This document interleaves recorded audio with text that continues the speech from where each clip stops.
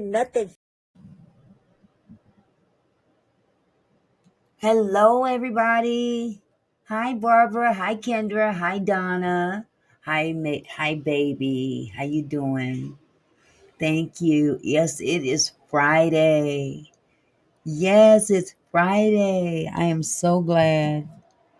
Oh, I need a break from the weekdays. Hi, Catherine. How's it going? Oh, you know what? I forgot to. No, I'll leave it open. I was going to close the window, but I think y'all are used to these sirens going by. So I need air in here. I need some kind of, you know, ventilation, if you know what I'm saying. So how's it going? Hi, Michelle. It's Saturday morning there. Oh my goodness. Well, happy Saturday to you. It's not Saturday here yet, but one more sleep and it will be. My.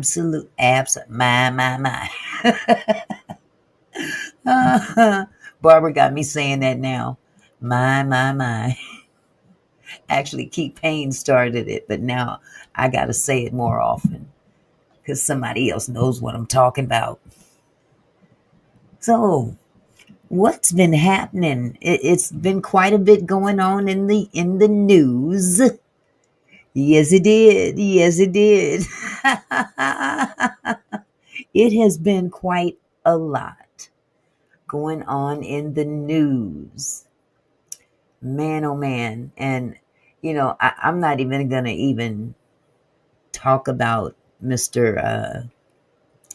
What's that dude's See how much I care right now.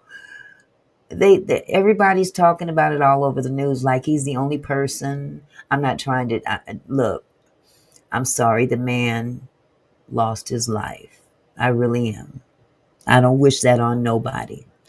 But they celebrating this man like he had a Pulitzer Prize or a Peace Prize, and he was not spreading peace. Not by a long shot. Hi, Nadine. How's it going, love? Yeah, they are really digging into that. Hi, Miss Purple. Thank you so much. I enjoyed my special day. I got up from this seat. Well, no, I take that back. After my show, I sat here for another 2 hours.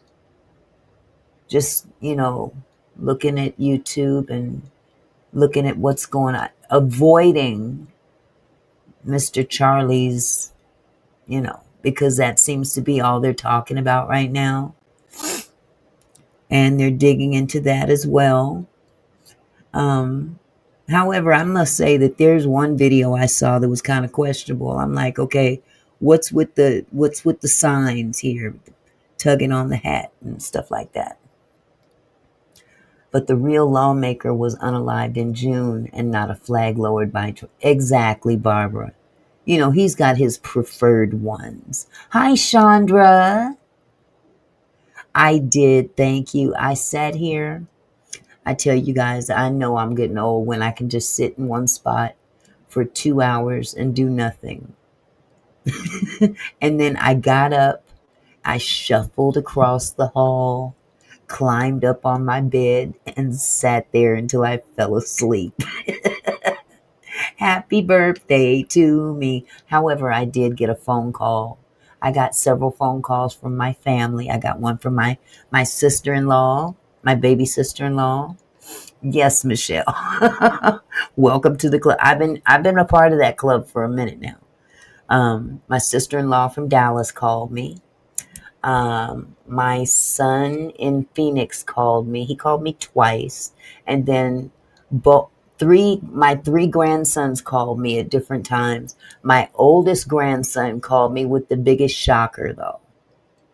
I don't know if you guys remember seeing him. He's the one that graduated from high school, and he had the dreads, the long dreads. He spent a long time growing those dreads out. He cut them all off yesterday. I was about floored.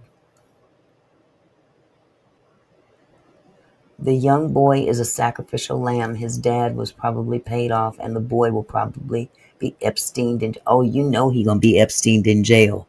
We already know that. Hi, Crystal. How you doing, sweetie? Yes, my oldest grandson. He's gonna be 19 in a couple of weeks. 19. He cut all his dreadlocks off. I was floored. He FaceTimed me. And I answered the phone and I'm like, hello. And he says, Mama, look what I did. And he uncovered the camera. And I looked and I was like, oh my God. My mouth dropped. I was speechless because I know how long it took for him to grow it that long. And I know how many times I ended up doing his hair for him and bleaching it and doing different colors and stuff like that. And so now I got Xavion to deal with because now Xavion's got the twist. And his birthday is tomorrow. So hopefully there won't be any more surprises. These kids, I tell you, they keep you on your toes. They really do. They keep you on your toes. But yeah, this thing with what's his name? I can never remember his name. Is Christopher? Is it Chris? Somebody give me his name one more time so I can write it down because I'm geriatric. I'm see how much I'm very invested in it. I can't even hardly remember the man's name.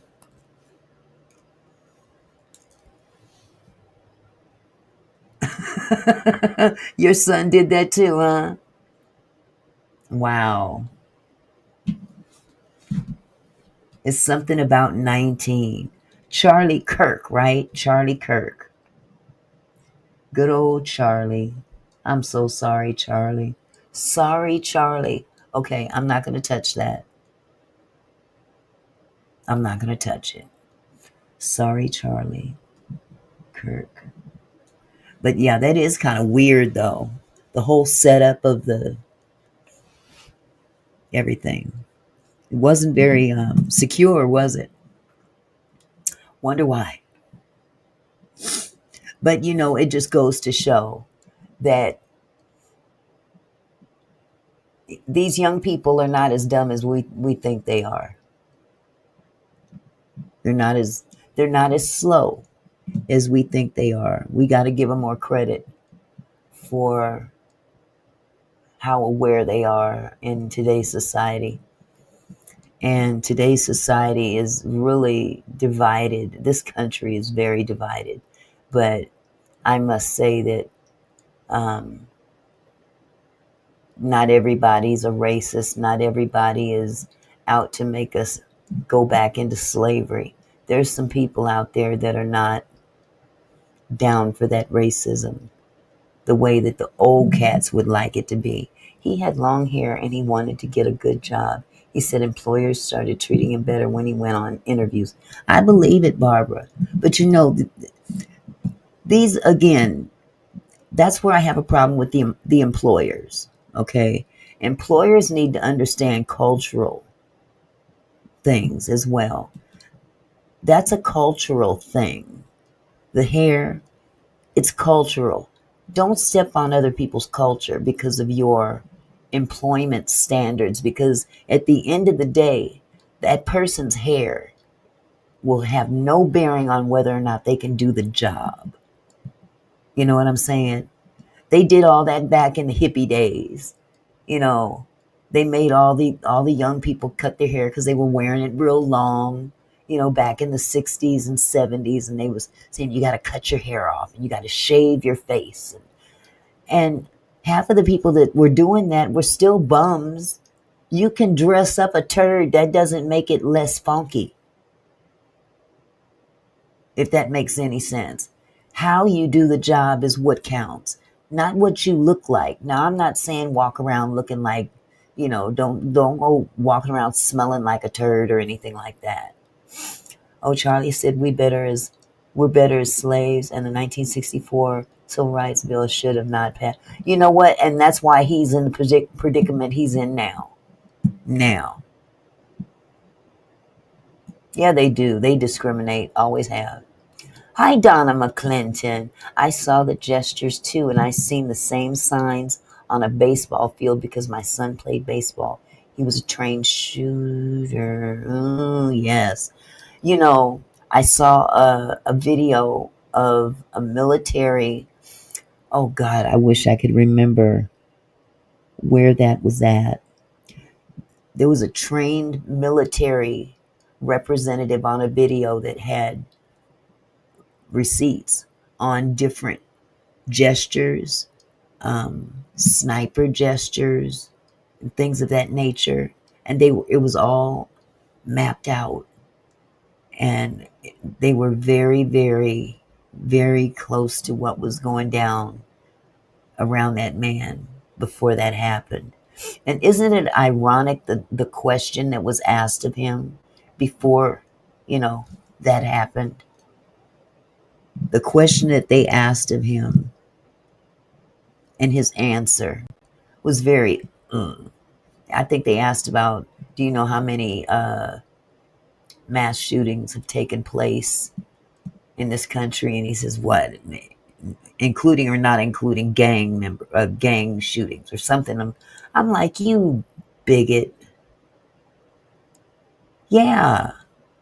He threw, I mean, that was an insulting insinuation. Yeah. Is that including or not including gangs? What, that ain't got nothing to do with mass pow-powing. But according to him, it does, because that's what he wants. That's his mentality, or was his mentality. Hi, Lady of Elegance. Oh, I'm sorry. Hello, did not feel well today. I ended up at my doctor's office with this ingrown toenail, sending your summer candle collection off. Thank you, sweetheart. Thank you so much. Oh my God, you know I am a candle nut. Oh my God. I got a candle I'm supposed to bring in here right now and I forgot. But I'm going to go get it in a minute. Hi, LaWanda. Oh my God. I love candles. Hi, Marzella. How are you, beautiful? My goodness. I love me some candles. I've loved candles since I was a kid. Wow, Barbara. See, I didn't really know about this dude until recently. I'll be honest with you. And, it took something like this, for him to get his 15 minutes of glory, or in this case, 30 minutes of glory. I cut my finger too. I don't know how. Huh.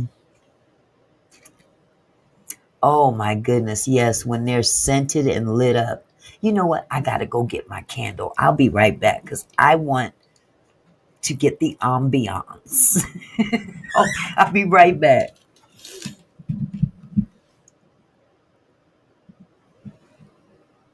Yes, yes, yes. I'm going to get my candle. Going to get my candle.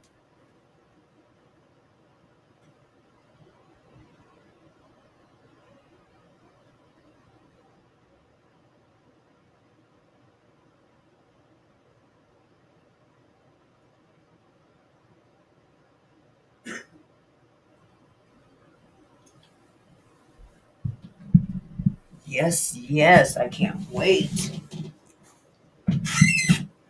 Where's my lighter so I can light it up?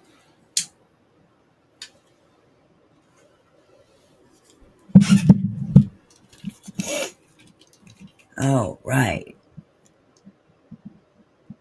Okay. Here we go. It is a mahogany teak. Who makes this? DW Home. Never heard of them, but it smells so good. And it's got the wooden wick. When 45 first came in, I followed all of his ignorance, and Kirk was talking all his. I believe it. I believe it. And this one has a little stand with little feet on the bottom. And I save these. I save these canisters that they come in. This is a real heavy glass. And I'll take excess wax and some wicks that I have. Yes, they are beautiful. I love them. And this one has a wooden wick to it. So I guess those last longer. And I had another one that was, oh my God, it smelled so good. I forgot to bring that in here. I burned that out, but I need to remember the name of it so I can get another one. It smelled like men's cologne. I'm not sure what the name of the wax is, but it was made by DW Home. DWHOME. It's a hand poured wax. It's pure mahogany milled with citrus infused lavender, crushed pepperwood, and warm teak layered above oriental myrrh and sensual ambered musk. Oh, thank you, Marzella. Thank you so much. $20 happy birthday to me. Thank you, beautiful. Oh, I am so grateful for you. Thank you. I'm going to light my candle now. So the wood wick gives you a crackling sound. Well, we about to get it cracking now. Here we go. How's that? Got my candle. I just didn't put on my red dress and put on my high heels. He said he hates empathy, so I have none for him or his wife because I know she felt the same way he did. I feel bad for his small children. I agree. I feel bad for his small children as well because they're too young to really understand. Yes. Hi, Diane. How are you, love? So good to see you. It's good to see all you guys. Happy Friday. Yes. Oh my God. I'm going to sit here right next to my candle and smell all that ambiance. Oh my God. I love mahogany teak. Hi, Millionaires Cove. Yes, Barbara, they're making him a martyr. This is pure. I mean, this is the play. This is the play that they make. It never fails. This is the play. But, it is what it is. Oh, let me get this. This StreamYard is weird. Okay. So yeah, we've been inundated with that today, of course. And then earlier I went into Lady Letitia's live stream and she was talking about Maggie, of course. And I came into her chat to let her know about them catching this guy. And lo and behold, guess who shows up in her chat? The owl. Yeah. The maggot showed up in the chat. So, I had to let loose on her. Sometimes you just got to put the devil in their place in a message in which they understand. And she went on to say all kind of stupid stuff. Oh yeah. Yeah, she was in there saying all kind of stupid stuff. She's still on this quiet storm kick, and that kills me. You dumb dillium. There's all kind of names I would like to call her, but I'm gonna be nice for now. She said she likes my owl too, but she's probably jealous of that one too, because that one looks much better than her. Namaste. How are you, love? Yes, she's stupid. She don't have no content, y'all. And I don't want Lady Letitia to fall into that trap. I really don't. I don't want her to fall into that talk about Maggie trip all the time, because that makes her fall into the same trap that Maggie is in. Maggie has no content. She's never talking about anything. Yeah, I'm sure she's watching. She ain't got nothing better to do. But as long as she's watching, she can sit here and give me watch hours. I don't care. If she want to sit here and watch me drag her, I don't care, because I'm not going to go over there and sit there attentively listening all day to see what she going to say about me. I don't care what she say about me. And if it comes back to me, then I'll drag her again. But I'm not going to sit here and spend every live stream I have. Excuse me. I'm not going to sit here and waste my time and yours talking about her every doggone time I get on live. There's too much other stuff in the world to talk about that's of substance beside that walking herpes virus. So, with that said, let's see, we've got 35 people in the chat so far. Can somebody tell me how many likes we have? I'd appreciate it. Let's get them likes up if we can. No, she ain't worth it. She ain't worth she's not worth an aspirin. 19. Okay. Can we double up those likes, you guys? Before I get started? We can double up those likes. Oh, this is warm too. I could feel the heat. 21. Okay. We're getting there. Getting there. But yeah, she's, man, Miss Purple, they're my weakness. Candles. Candles are my weakness. I love candles. Always have. I'll sit there and go to Bath and Body Works and spend about $150 on just candles. And they'll maybe last 2 weeks, if that. But I love them. The big 3-wick ones. Is Lady Letitia? Hi, Lady Letitia. Girl, you done snuck in here. Hello, my love. I was just talking about that maggot. And how I was telling them I really don't want you to fall into that trap of getting stuck talking about that heifer all the time. I'll talk about her for a minute, but I'm not going to waste a whole lot of time talking about her either. We all know, okay, and I think everybody here agrees that girl got problems.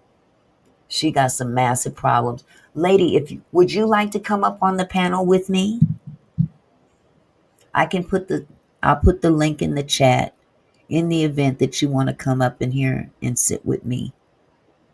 Let me see. Copy. 25 likes. Yay.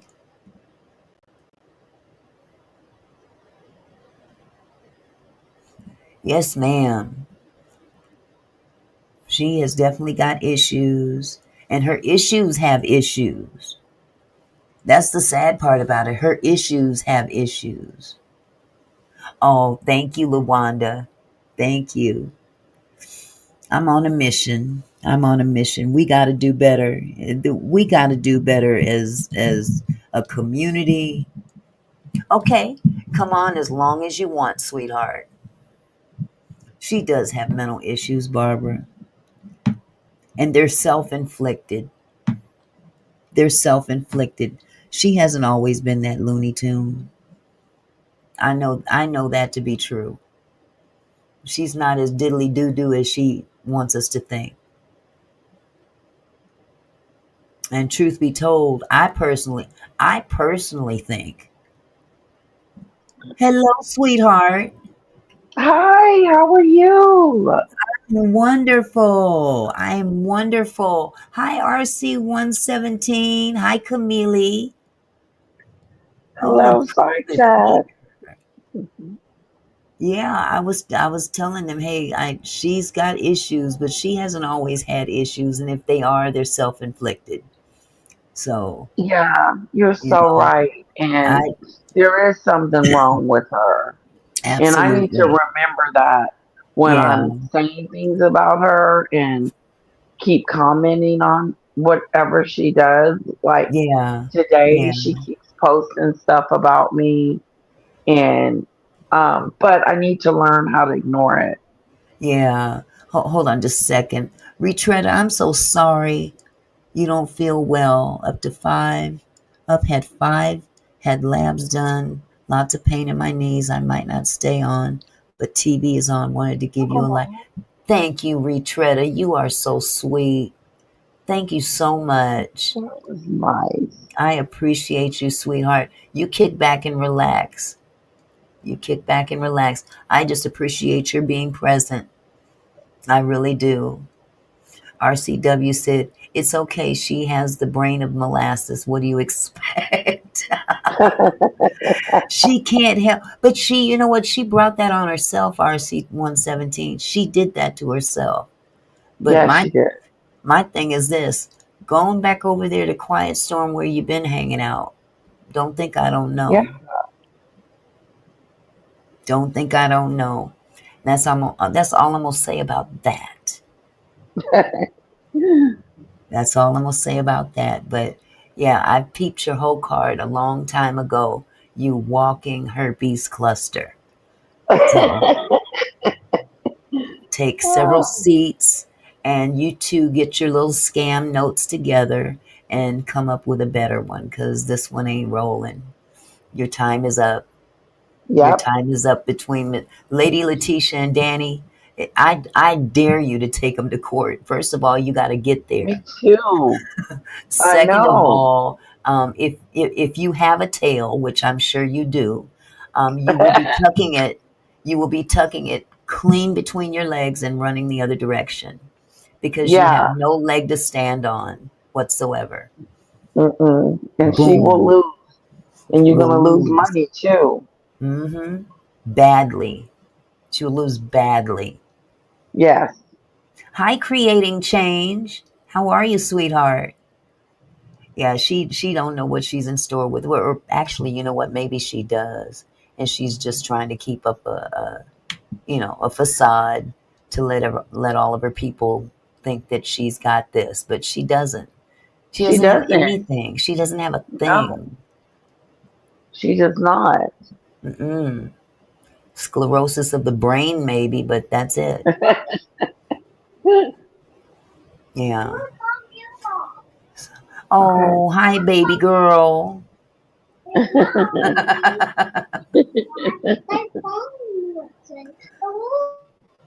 I love her little voice.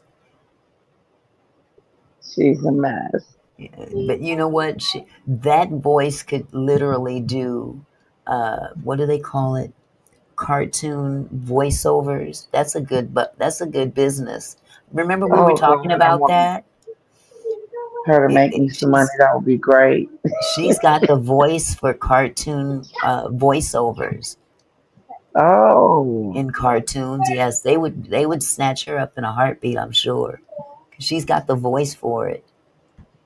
oh, Hmm. I'm gonna check Hmm. into it. I'm definitely gonna check Yeah. into it. Remember the place the website I was telling you about that maybe Maggie ought to check out, and that was voices.com. Yeah.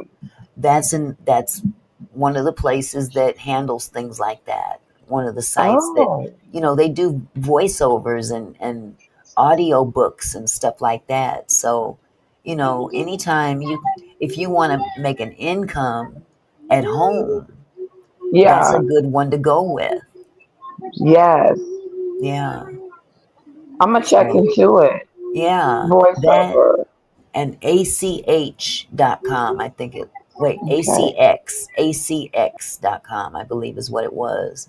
And they both specialize in voices, audio books.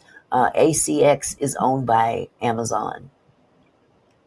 So, a good side hustle if you want to just sit and read a book online, and hundreds of people, thousands of people will hear your voice read that book to them, because nowadays people are too busy to read, they're on the go. But what better way to download it onto your MP3 or whatever, and just pop it in your car and listen to it as you're driving. It's a great idea. Whoever came up with it, boy, they're making money, I'm sure. So I would go for it. Good. Animation, yes, Barbara, animation. Yeah, animations definitely would snatch that up as well. So yeah, there's all kind of ways out there now to make money without having to draw up a lot of drama and you know act stupid with people and keep drama going. There's just more to life than that. Yes, Definitely more to life, and our subscribers deserve better. I they believe, do. I you do know, too. the good They don't. subscribers at least. Yeah, Yeah. Hi, Faith. How are you, sweetheart? So yeah, I just, I just wanted to make sure that you knew I got your back, sweetheart. And I'm going to always say what I've got to say to you in your best interest. And that's what I wanted you to know earlier is that, you've got too much going on. You've got good subscribers and she's a waste of your time. She's a waste of your time. Let her go. Let her go hoot at somebody else. Hoot at the moon. right. Exactly. Hoot at the She's moon. and it's old. It's just it has gotten old now. Exactly. She's It gotten old is. and dried out, and she's Yeah. the basement. And I Right. feel like if I keep talking about her, I'm pulling her up from the basement. Yeah. Yeah. She needs to stay there in the cellar. Yeah, Stay down there in the cellar where she belongs, and you stay up on the main floor and above yeah, that, and everything will work out just fine. But that's what she yeah, wants you to do. She wants you to continue talking about her because that's her content, exactly. and I'm sure she's going to use tonight's live stream as well. I'm well aware of this. That's why I'm doing it because this will be her final time using me. Exactly. I'm not going to give her And that she much gets so satisfaction. jealous Yes, she when does. me and you get together, when I get together with someone else. Yep, She gets absolutely. so jealous. Absolutely. Absolutely. But our subscribers, they deserve so much better than that. And Yeah, you they do. deserve better than that. You deserve better than that. You've been through enough. Yeah, you're absolutely right. You've been through enough, and I see how every time you talk about it, it bothers you more and more. And I know it's Yeah, not because of her, it's just that it would bother me too if I was constantly yeah, being attacked. So I'm not knocking that at all. But, in the process, is what she's doing is she's luring you into her own little problem because she yes, has nowhere to go. And the next thing you know, people are going to say, "Well, doesn't she have anything more to talk about than the owl, the maggot, Stardinia, or whatever?" You don't exactly. want to run into that problem. You don't want to No, run into that problem. You're better than that. you're So, right. and she can't stand you. That she can't stand Danny. She can't stand Right. me. She can't stand anybody that speaks out against her. So let her sit there in Canada and brew over that. She can kick rocks. Go take a driving lesson. Do something constructive. Get out the house. Go to the grocery store, Walgreens, any kind of pharmacy. Go buy a summer's eve or something. Do something different with yourself other than sit there in your kitchen and drag other people because you have nothing better to talk about. Nothing. Yeah. So we've got a lot to talk about today. I'm talking about uh, Uh-huh. there's a couple of pastors out Okay. there, one of which is his name is Apostle David Taylor. I don't know if you've ever heard of him. No. He's a fake apostle, but Okay. he has been indicted by the FBI, Oh, and wow. yeah, and he and another woman by the name of Michelle. Oh God, I wrote her name down. What's her name? Michelle Michelle Brannon. Uh-huh. The two of them have been pretty much pimping out the church. I'm just going to Really? put it in. I'm putting it in layman's terms. Um, it's just straight up pimping to me. I have a soft spot against, or I have a hardcore stance against fake preachers and fake Right. leadership in the church. And Yeah, they are held to a different account. exactly, They're preaching to our souls and preaching to us and changing our world. And then absolutely. we trust them. Yes, yes. And people are putting their souls in their hands, so to speak. And Right. they're not the right hands. I mean, we should all just take our relationships with Christ for what they are, personal Yeah, relationships, and not put them in the hands of a leader that's out to, just get rich and look good and live lavishly and all that stuff.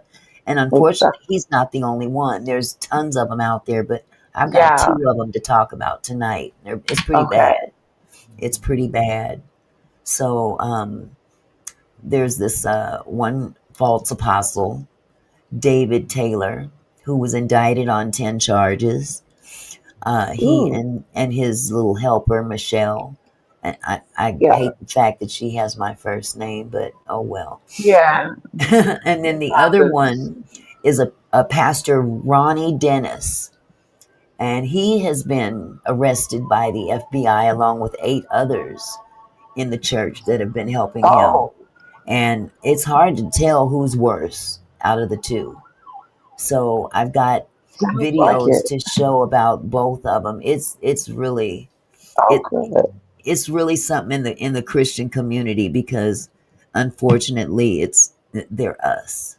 They're a part of our Yeah. community, and it There's, just makes it harder for us to deal with society when we've got our own out there conniving and yeah. and just against your own people and Yeah. others, just not just Doing. us, but out there just dragging people financially through the mud and out there literally pimping them. I call it pulpit pimping. Yeah. And it's That's been what it going on for sounds like. years. I've What a been I've good been seeing it. topic. Man, yeah. So but yeah, stick around as long as you'd like, sweetheart. You're Okay, always thank you. welcome. Um Yes.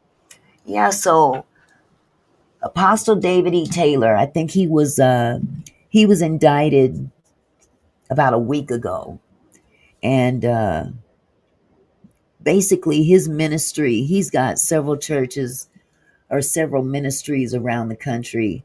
He is the name of his ministry is Kingdom of God Global Church, formerly Joshua Media Ministries International, out of Taylor, Michigan, and his main thing, from what I understand, is he has call centers that call people throughout the country to raise money, donations toward the ministry, and he's literally pimping these people out. I mean, that's the best way I can put it.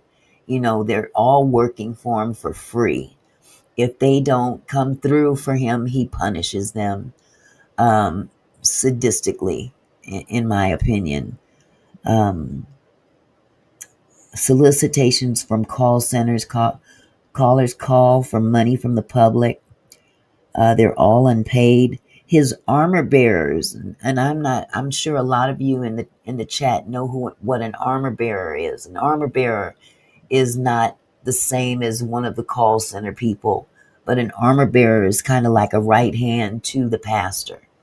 And his armor bearers are punished for not meeting quotas as well. So, they're kind of like personal assistants to the pastor. And they're uh, tasked to meet the needs of the pastor, go get me something to eat, get my clothes cleaned at the cleaners. The low grade slave. You know what I'm saying? All in the name of the church. Yeah. And but again, it's sickening. It's sickening to see this kind of behavior in the church with the leadership. So, let's see. He's raised about $50 million since 2014. What, 15 million? 50. Oh, wow. Yeah. And he's, thank you, Faith, for, because I didn't get to write all my notes down, um, involved in trafficking. As a matter of fact, I'm going to play this video for you guys. It's going to explain it a lot more than I can tell you.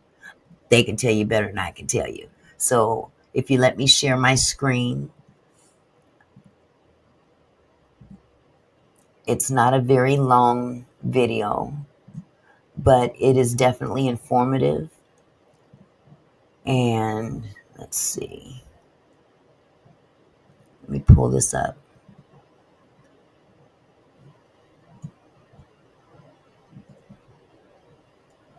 Okay, where'd it go? There it goes. One of the self-professed religious leaders linked to a multi-state forced labor investigation remains in custody in Pinellas County for now. Michelle Brannon went before a federal judge in Tampa late this afternoon. The FBI raided several properties yesterday, including this mansion in Tampa's exclusive Avila neighborhood. On TV, he claimed to heal thousands of people of cancer, to raise people from the dead.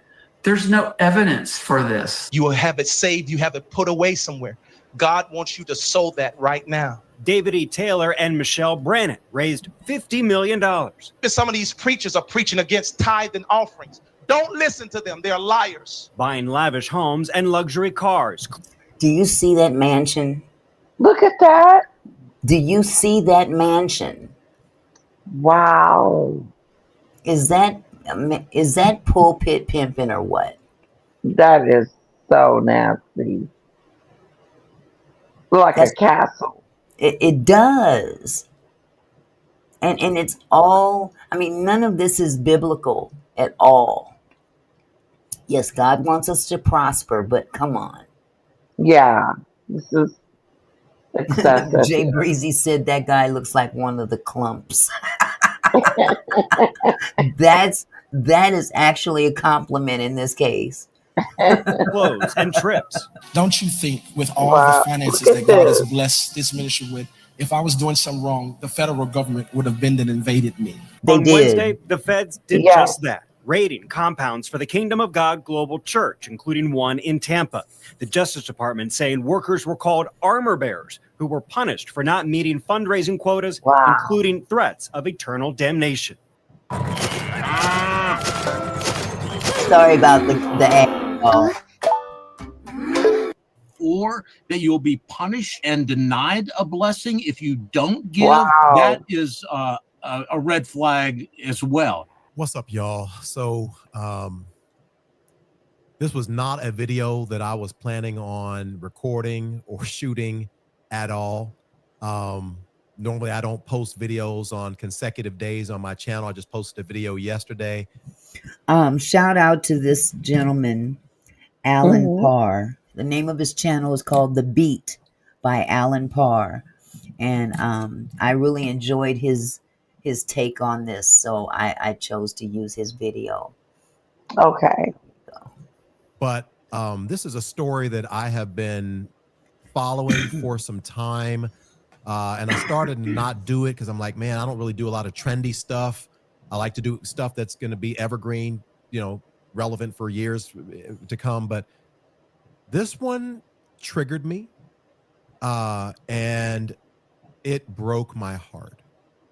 It broke my heart. And I just want to bring it to your attention so you can be praying as well as looking out for things like this in your own ministries. If you are not familiar, there is a man who calls himself an apostle. His name is David Taylor. The story broke about 5-6 days ago. He and this woman named Michelle Brannon, who is the executive officer, who basically is the enforcer of his whole false ministry. They were taken into custody and they were indicted on several federal charges. As you saw from the clips, there were raids that were going on, multiple residences, multiple locations across the country.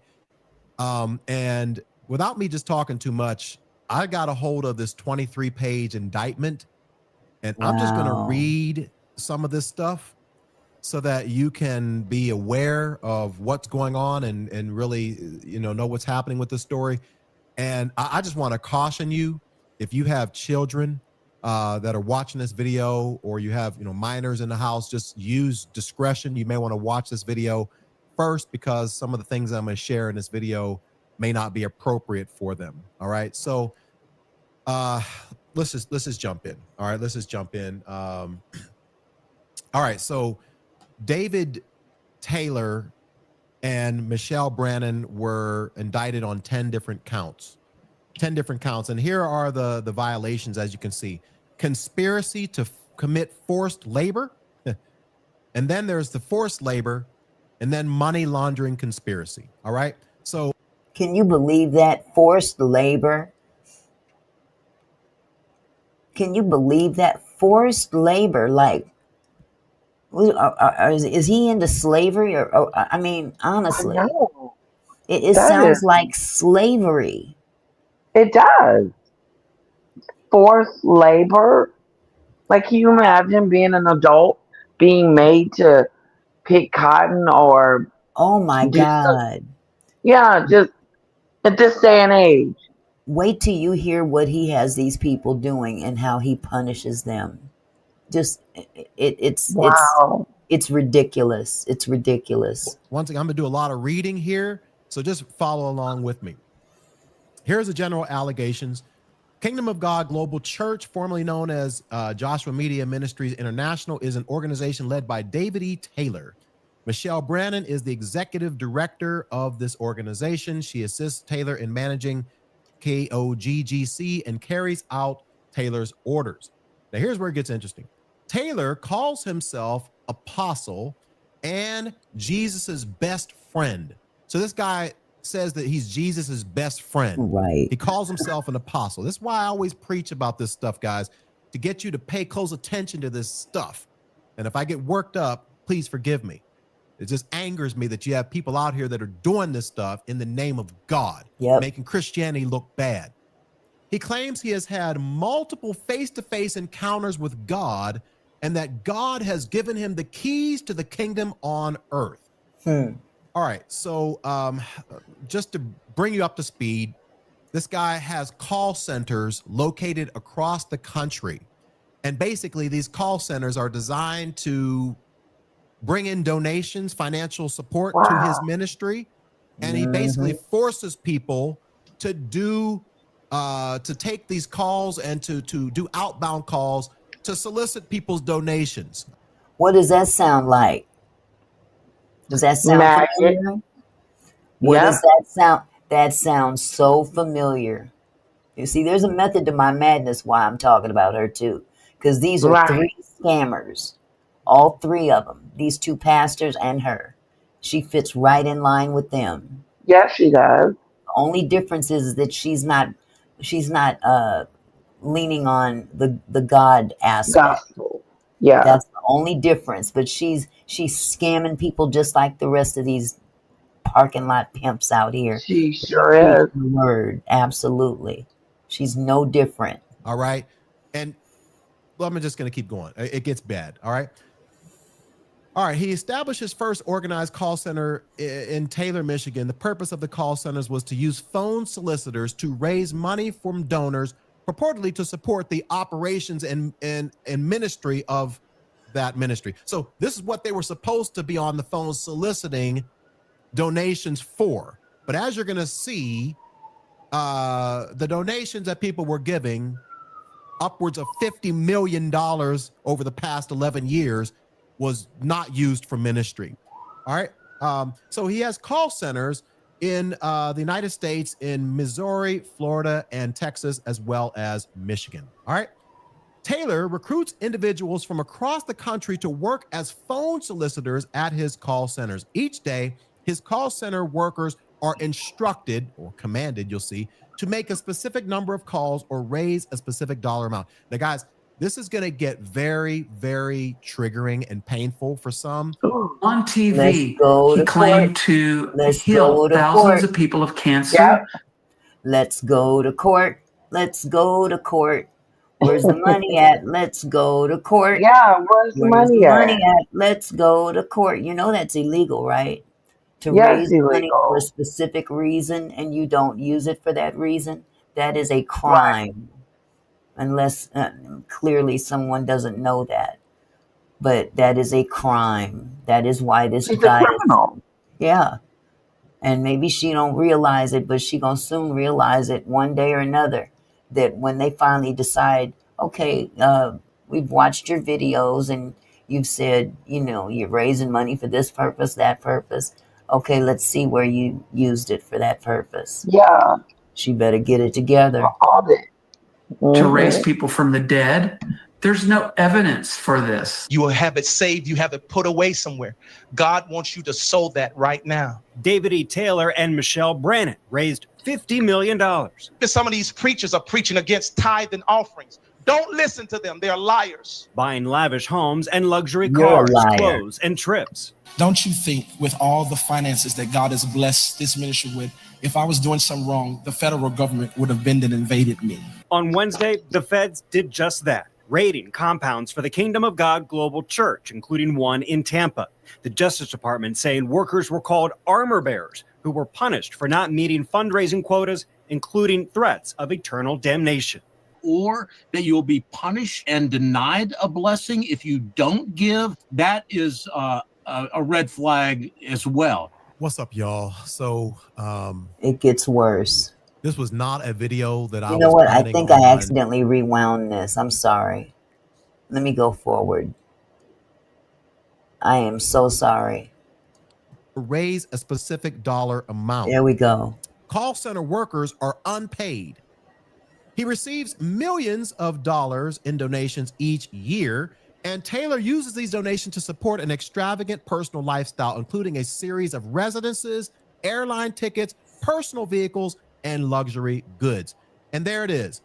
This ministry has received approximately $50 million in donations since 2014. Absolutely breaks my heart that there are churches around the country, ministries around the country, YouTube channels around the world that could actually use this money for actual ministry purposes. Yep, absolutely. And yet this dude is getting $50 million to be used in ungodly ways.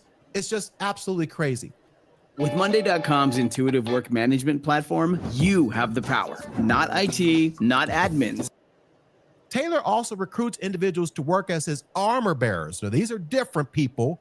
These are different people than the call centers. He recruits them to be his armor bearers, and they work as Taylor's personal servants by fulfilling Taylor's demands. Now, this next one is just heartbreaking. Look at this. Taylor demanded that his armor bearers, number one, provide food for him, two, transport him, three, maintain his houses and cars, four, pay attention to this, transport women from ministry houses, airports. So he's flying women in from all across the country, and his armor bearers are tasked to go and transport these women from airports and other locations to Taylor's location. Now look at this. He ensures the women that are transported to him took Plan B emergency contraceptives. Trafficking. This is point blank period trafficking. Let's call a spade a spade. This is trafficking. Oh, I'm sorry, lady. I'm sorry. Here, let me drop it back in here.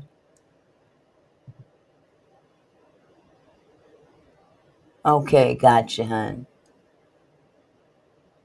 This is definitely trafficking, and they gonna get him on it too. Oh, gosh. Do you understand that? He is flying women in from all over the country to meet his physical demands, his physical needs, and he demands that they are on a morning after pill that would guarantee or protect them from getting pregnant. Why would he be doing that if he wasn't doing anything with these women? Let's keep going. Armor bearers, like call center workers, are unpaid. Welcome if back, a call sweetheart. center worker or armor bearer does not fulfill Taylor's goals or disobeys an order, that individual is punished. Now look at the punishment. It includes humiliation, sleep deprivation. Y'all ain't sleeping. You're going to see in the text messages, it gets worse. Forced repentance. You forcing them to repent because they didn't meet their quota. They didn't raise enough money. They didn't solicit enough donations. Additional work. Okay, y'all going to do even more. What does this sound? This sounds a whole lot like Pharaoh and the nation of Israel in Egypt. Okay, I'm going to take away the straw that you make for bricks, and I'm going to increase the quota. Food restrictions, physical assaults, and threats of divine judgment in the form of sickness. In other words, if you don't solicit enough donations, God is going to judge you with sickness. You're going to get sick. You're going to have an accident. You might even die, and you're going to go to hell, eternal damnation. You need to solicit this money. You need to get this money. You need to get more donations. I would look at that as a threat. Those last two, I would look at that as a threat for real. Yeah, that's a threat. You talking about accidents and possible death. What are you trying to say? Yeah, like you're going to plan something. Yep. Margie says there's a special place in hell for people like that, and that is so true. I agree. Michelle says dreadful treatment of his flock. He don't care. He don't care as long as he's living in the lap of luxury. They said these people are going to find who Christ is, and these are the teachings that they're getting. So we shouldn't wonder why this world is the way that it is. Absolutely. Absolutely. We wonder why our world is crumbling before our eyes. It's stuff just like this. Yeah. Causing it. Our leaders. Absolutely. Need to make more phone calls. You're going to see. Taylor regularly claims that if an individual fails to obey his orders and commands, they are defying God and will suffer in hell. Now, we ain't even gotten to the counts. All that is just the preamble, the prologue. Count 1, conspiracy to commit forced labor. Okay, on or about, so this is telling you this is when it started, around April 2013 through July of 2025.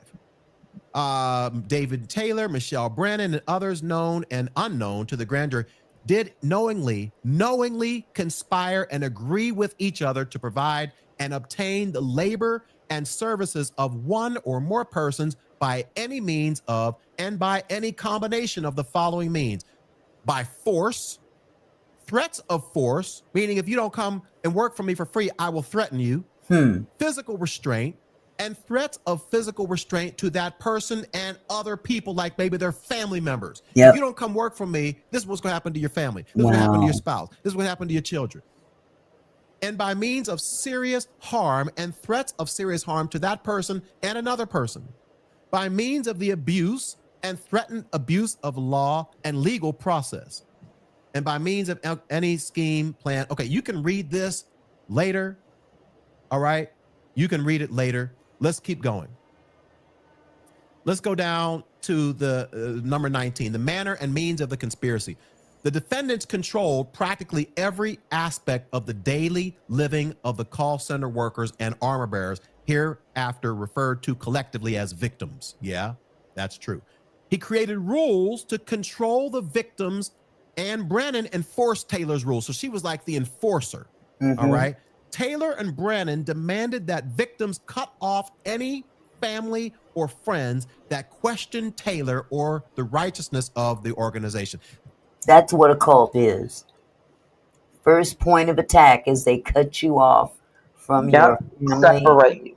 Yes, they separate you from those that will tell you differently. That's the biggest clue right there. When they tell you you can't go around your family or around friends that might talk some sense into you, that's forbidden. Guys, this is a cult. This is a straight up cult. And I'm getting ahead of myself, but you know what? I'm going to save that lesson for later. I'm going to save it. Taylor and Brannon demanding that full-time staff give up any outside employment. If you worked at the call center unpaid, you can't work nowhere else. Okay? Victims slept in the call center facility or in a ministry house. And here's all the locations of all of these call centers across the country. Wow. Michigan, Missouri, oh my God. Florida, Look at and all Texas. those places. They also prohibited dating within the ministry and exercised strict control over the victims' personal lives. Wow. Now look at this, y'all. This is heartbreaking. Number 26. Taylor and Brannon demanded that victims apply for a government-funded EBT, electronic benefits transfer card, claiming to be homeless, and give the card to Taylor or Brannon or to the staff members who reported to Taylor and Brannon.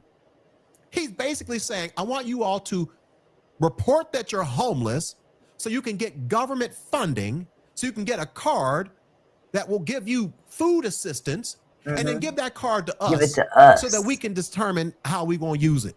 And look at how they used it. Taylor and Brannon used the EBT government funds to purchase food for their own church staff. Ain't that a blip? You gonna make me go and apply for assistance for myself. Take my card. Yeah, Barbara, commit welfare fraud. Wow. Okay? How long has he been doing this? He's been doing this for years. Wow. For years. I mean, they've had their eye on him for a while. They know for sure that he's collected $50 million since 2014. Wow. This is definitely, I mean, oh my God. You're going to make people go and apply for assistance and then take that assistance that they actually are eligible for. They need it. Yeah. And then make them turn it over. And then they don't even get to receive half the benefits that they're getting. All in the name of Jesus. Exactly. It's so sad. It is. It is. And then they wonder why people don't go to church no more. If you can come out of a cult like this, you're blessed. You are. It messes your head up. It really does. They wouldn't even use the church money or the donations from the people they were soliciting money from. They were using the government's money. I'm sorry, I'm getting triggered. They were using the money from the government that was given to the people who were working in the call center unpaid, so that the government money could be used to purchase food for his staff. The government money obtained and spent by Taylor and Brannon included funds from, these programs, so on and so forth. All right, now look at this. As Taylor established working groups within the ministry, such as a Facebook team, a finance team, a call center team, and a music team. However, almost all victims were expected to participate in the call center in some capacity to assist in bringing in monetary donations. Look, it says here he used a Facebook team which sent mass messaging to encourage people to call the call center. So basically, he's using a team of people to reach out to people on Facebook, maybe doing videos and things like that, to solicit them to call the call center and donate to his ministry. And to encourage donations, they instructed the victims to falsely state that the donated funds would be spent on charitable works, such as providing water wells for impoverished communities overseas or supporting victims of human trafficking. You've got to be kidding me. You've got to be kidding me. Notice this. Taylor set unobtainable monetary daily, weekly, monthly, and yearly donation goals for his victims. Taylor and Brannon regularly punished the victims who did not meet the required monetary donation quota for the day. Oh my If you God. don't make this money, if you don't make this quota of this money that you're supposed to raise for our ministry, you are punished. Wait till you guys hear these punishments. Oh, Trigger warning, y'all. Trigger warning. Ever wondered what your home looks like from space? Ad Enter your warning. address and get a 360-degree satellite view of your home. Taylor and Brannon required the victims to work long hours without pay in the call centers or perform other services for Taylor. Okay, more and more and more. Okay, here's the next part, number 35. The defendants, that's Taylor and Brannon, regularly conducted meetings with large groups of members to rebuke and publicly humiliate the victims who, quote unquote, disobeyed or they didn't make enough money. Rebuking of a victim included yelling and humiliation, sometimes requiring the victim to get on their knees in an attitude of repentance, physical assaults, and threats of further physical violence. Rebukings ranged from several minutes to several hours. Wow. Wow, wow, wow. Sick. Wow. Punishments Wow. included additional work. So if you don't bring in this money, I'm going to give you more work. Food restrictions, as you're going to see in just a moment. Shelter restrictions, which we're going to see in just a moment. Psychological abuse, sleep deprivation. Some of these accounts that I read say that sometimes he would force them to stay up until they made their quota. Physical assault and threats of spiritual damnation. Now, here is where things going to get very interesting, guys. We're going to read some of these text messages that were sent by Taylor and Brannon. This is where it got heartbreaking for me. Taylor and Brannon frequently communicated orders and punishments via text messages. The text messages received by victims included the following messages. All right. On or about October 6, 2020 at 5:31 a.m., Brannon sent a text message to several members of the media team, including V3, stating, "Media team, no going to sleep until the Mosaic video is done." So you're going to finish this video and before you go to sleep. Nobody's sleeping until the video is done. All right. And then there's a message from Taylor to DG, his current armor bearer, tasked with communicating his orders. Okay. You'll have to raise $164,000 today. Each hour you fall behind, consequences will start. You will mess with the food. You will fast from the regular food or abstain for a while normally. As of now, there is a 21-day peanut butter and jelly regimen like before. Are you kidding me? Man, are you kidding me? Are you kidding me? This dude is basically saying, because you have not made your quota, I'm forcing you to eat only peanut butter and jelly sandwiches for the next 21 days. LaWanda, you said that right. If you're weak-minded, you will believe it. If you're weak-minded, you will believe it. And unfortunately, they are preying on the weak-minded people. Yep, they are. Clearly. Good grief. Peanut butter and jelly. Can you imagine that? Peanut butter and jelly. For how long? How many days? It makes you mad. And we can see that he ain't hurting for no meals. No. He ain't hurting for nan meal. He eating steak and potatoes. Steak and potatoes and other things that are trafficked. Wow. Sick. Those who do not push in their calls individually and as a team with the right amount of people and closing numbers at 6 p.m., they don't eat dinner at all. If they do good afterward this time, then at the end of the night, they may get a snack before bed, but not much. And this regiment will go on every day for 21 days until they obey. Take away the food. There will be other consequences. We must make them fast and pray. So that means, tell me if I'm wrong, that means that he's got them housed against their will. Yeah, they're staying there. They are literally being housed and held hostage to a certain. This is basically kidnapping, as far Yeah. as I'm concerned. If you've got someone being held against their will, and then they've got to work, you can't eat, and then you get to go to bed. Where do you go to bed? See, if you let me go home, I'm going to Wendy's first, and then I'm going home. You can starve Right. me if you want to, but clearly they've got these people staying there in these Yeah. call centers In the because call center. yes, and later on you'll see what I'm talking about because they mentioned something about moving their mattresses to the garage. So I'll pull Oh. this. Yeah, it gets crazier. Okay, here it goes. Here's another one. Those in the top 9 that don't do well, I guess the bottom 9, will stay up and close and stay on top of the delinquents. Put the pressure on them not having their time off nor food. They will fast. Michelle and top 9 closers, how is it in 5 hours y'all have only raised $6,000? This is a marathon. Y'all are not taking this serious enough. This has to stop. Nobody gets lunch or dinner. Y'all are going to press for another 5 hours. Make sure no one eats until these numbers change. If they don't change the next 5 hours, you're going to work until 4 a.m. Now stand up and tell everyone they are not eating. Have they eaten? I hope not. Also, that over the next 5 hours, if they don't make up for this, they are not going to bed tonight until 4 a.m. Look at this. Here's another one. Michelle and Key, make them all stand and tell them if the punishment of 4 a.m. don't work, I'm going to make it worser and worser. They are going to get their beds out of my house and sleep in the garage.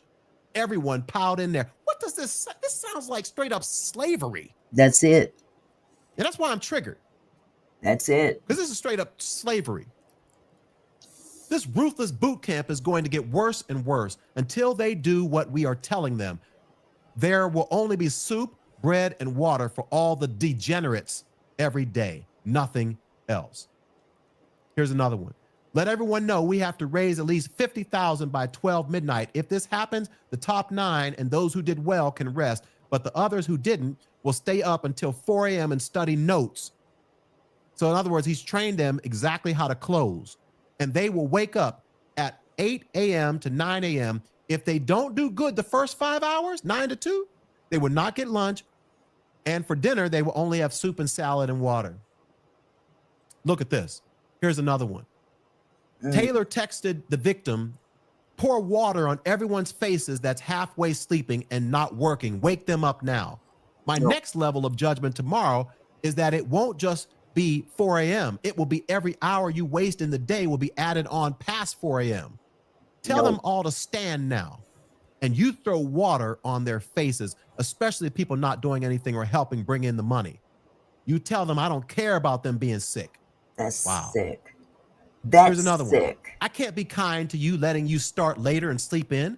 I can't be kind with none of you. If this doesn't change in the next 2 hours, y'all are working until 4 a.m. and then getting up at 8 a.m. in the morning to start again.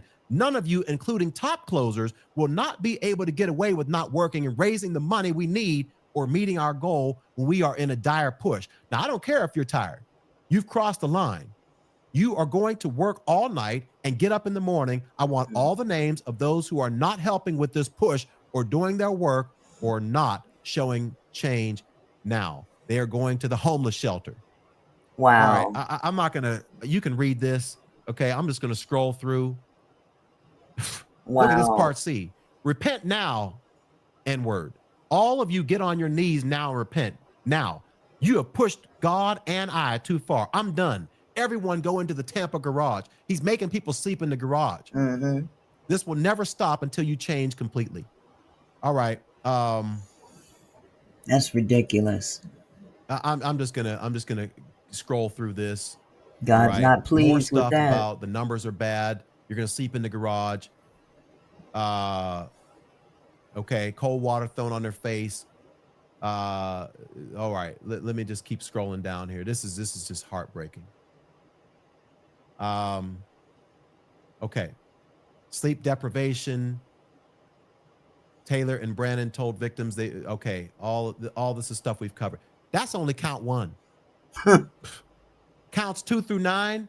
I'm not going to really go through this because counts 2 through 9 is the forced labor, not the conspiracy. It's the forced labor itself. Mm-hmm. All right. You can read this online, but notice here approximate dates of the forced labor, on and on. So I'm scrolling through this to get through. Count 10. This is the one that's bad too. Money laundering conspiracy. Mm-hmm. All right. So they. Okay, I don't even know where to start here. Let me go down here. Let's go with here we go, part A. As a result of Taylor's and Brannon's commission of forced labor offenses, Taylor and Brannon caused millions of dollars in proceeds of those forced labor offenses in the form of donations to be deposited into accounts held in the name of their ministry. But Taylor and Brannon, along with others known to the grand jury, were authorized signatories on the accounts held in the name of the ministries. Yeah. Taylor and Brannon used the proceeds of the forced labor offenses and deposited into the ministry accounts for monetary transactions to support Taylor's extravagant lifestyle and to enrich Brannon. For example, Taylor and Brannon conspired to purchased, among other things, a boat, luxury cars, ATVs, and jet skis via monetary transactions, while knowing that these monetary transactions involved criminally derived property, and which transactions, in fact, involved proceeds of forced labor offenses committed in violation of Title 18. Now look at this. The monetary transactions described in the above 2 subparagraphs included the following transactions. Mercedes-Benz, transaction amount. Bentley Continental, $70,000 down. This is what he paid. It's kind of hard to read this part, but it says transaction amount, and this is the date that it was spent. But these are the items in this particular list right here, and the amounts of each transaction, and the date of each transaction. This is crazy business. Listen to this. Payment. Crown Line boat, $105,000. Bentley Continental, Bentley Mulsanne, Mercedes-Benz, 5 ATVs, 2 jet skis, another 2 jet skis, 125 pounds of super colossal red king crab legs, 6 seafood shears, Rolls Royce, and bulletproof automotive cars. Now, isn't that interesting? Why would you need bulletproof cars? Think about that. Why would you need bulletproof cars? Are you involved in a little bit more than what they're talking about in this indictment? That's a good question. I mean, think about that. Why would you need bulletproof cars? You done pissed some people off beside the parishioners. Yeah. And he spent a nice little piece of change. Let me back this up just a little bit. Bulletproof automotive, $33,930. Bulletproof automotive, $32,630. Bulletproof automotive, $37,500. Bulletproof automotive, $18,302.76. And these are all in the same year, for the exception of that fourth one, which is in February of 2025. Let's see if there's another one. Oh, those are the only 4. Look at this, 125 pounds of super colossal red king crab legs, 6 seafood shears, and 30 crab cutters. Or are they having a crab boil or something? I mean, this sounds like he's entertaining. Yeah, $10,000 in crab utensils and crab legs. That was in 2021. Remember, this is during COVID. Wow. Jet skis and a jet ski trailer, $24,962.20. That was in June of 21. COVID. 2 jet skis again, $24,332,000. Again, same date. Then 5 ATVs, same date, 31,805. These three right here are all on the same date. The 4 jet skis and the 5 Wow. ATVs, all on the same date. Then we've got these Mercedes Benz. This one here is on the 9th of 2020.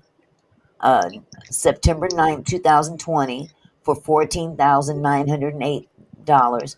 Mercedes Benz, $13,695 on the same date, and another Mercedes Benz charge for $12,485 on the same exact date. 3 dates. That Bentley was done on June 30th, 2020. That was just a $50,000 down payment. And then one the day before, Bentley Continental for $15,000 down payment the day before. These are it's like he was buying multiple for multiple people. This first one, Mercedes Benz, excuse me, I'm sorry, this Crown Line boat, $105,595. That was on November the 8th, 2019. This is COVID time. The Bentley was $70,000 down payment, May of 2018. Now that wasn't during COVID, but he got a $63,195 Mercedes Benz on April 12th, 2018. But all these are during COVID, between 2020 or 2019, depending on how you look at it, because some people didn't really recognize COVID until later in 2019. But all the way down to 2021 with the crab legs. All those, oh my God, this is ridiculous. It 5 is. ATVs, 2 jet skis, another 2 jet skis, 125 pounds of super colossal red king crab legs, 6 seafood shears, Rolls Royce, and bulletproof automotive cars. We're almost done, y'all. Let me see if there's anything more I wanna go through here. Let's see. No, I think that's enough. Yeah, we got the point on this one. Okay, and then you have the signatures right here. If you have ever wanted to land a 100 to 150K a year I fully gotta remote get career in as YouTube little as the Premium. next This is crazy. These ads. Okay. I don't even know where to start. Let me provide a few thoughts that I have on this, and then I'll be done. I want to encourage you. Don't judge all churches, ministries, or ministry leaders by this situation. All right. Right. This sad situation, even though it's a bad apple, there are thousands upon thousands of very hardworking pastors with integrity leading some amazing ministries. And it's easy for us to hear a story like this and be like, well, see, that's the reason why I don't like organized religion. That's the reason why I don't like churches. That's the reason why ministers are all fake and phony and they're all money hungry. I want to encourage you to avoid and resist that type of thought process. All right. The second thought that I have is this. The Bible says that you can be sure of this, that your sin will find you out. Sure will. That nothing that's done in the dark will not come to light. I think I said that right. It will come to light. Yeah. It's only a matter of time. Mm-hmm. So if you're caught up in something, I don't know what it might be. Maybe it's not this extreme, but maybe it's something that you're caught up in that you're doing on the side that you're thinking that you're getting away with. Let's go to court. Let's go to court. Let's go to court. You think ain't nobody gonna find you? Let's go to court. Exactly. Go to court. Oh, but it's coming, boo-boo. It's coming in a way in which you may not understand, but it's coming. Exactly. Absolutely. Just like this dude thought he was going to get away with this, God cannot be mocked. God will not be mocked. And just like this guy, Probably never thought he would be facing prison time. What is done in the dark will eventually come to the light. This is That's the reason right. why repentance is so necessary, because as you've heard me say before, God will always respond to a heart of repentance. This is also the reason why accountability is so necessary, especially for those of us who call ourselves ministers, because you would be surprised how many ministers, how many pastors, how many leaders around the country are falling into these types of things over and over again. Why? Because they don't have accountability. They don't have men and women around them who can call them out on certain things. That's right. Who can ask them these difficult questions or hold them accountable for decision. No, they just surround themselves with yes men and yes women who don't hold them accountable. That's right. For the things that they're doing. So it's evident there's no accountability. The third thing I want to say, and this is probably the most important, I was going to say it earlier. I want to encourage you to look for signs like these in your churches. I'm not saying that every church needs to be perfect. I get that. No church is perfect. And I know that this is an extreme level of control, but you might be surprised that this type of manipulation and control and intimidation and humiliation and forcing people to work and volunteer and guilt tripping them and making them, blacklisting them if they don't do the things that the pastor wants them to. You might be surprised. This happens more often than you may think. And it might be happening even in your own church. Or on YouTube. I was just thinking about that. Or on YouTube. Her minions don't hold her accountable. They do for not. her stuff. And then if they do, she kicks them out. Yep. That's what a minion is. They don't hold you accountable. They're yes people. And it's sad. It's not just in the church, it's right here on YouTube. Yep. Right here on YouTube. I think he's about done. I think he might have one more thing to say. Oh, yep, he's done. But yeah, that right there. That was good. Yeah, that's just one of them. I mean, the other one is just as bad, if not worse. I don't know which one is worse, but it's really, it's more than a notion, but it definitely is indicative to more than one aspect of life. It's going on in the church, it's going on in corporate America, and it's going on in YouTube. And you get the wrong people in the wrong positions, and they can tell people to do things that they wouldn't normally do. And then there you have it. There you have it. You know, it's funny. I experienced something like this as a child. I was in the Kojic church with my grandmother, and I recall the pastor. Some of you that have heard my book might have gotten this far, but there was one pastor in particular. My grandparents enrolled me in his school. Very, very brilliant man. He was also our pastor, and he convinced the congregation, those that owned homes, he convinced the congregation to take out second mortgages on their homes and give the money to him so that he could buy a new church with this money. Wow. And I can remember, I mean, I was just a little kid. I was about maybe 6, 7 years old. And I can remember my grandmother coming home and telling my grandfather, you know, Reverend wants us to take out a second mortgage, before she could even get the whole, before Mother Jones could get it out of her mouth. My grandfather said, the hell with that, you know what, blippity blamdy bloom, you know, because it was a scam. And it was a scam.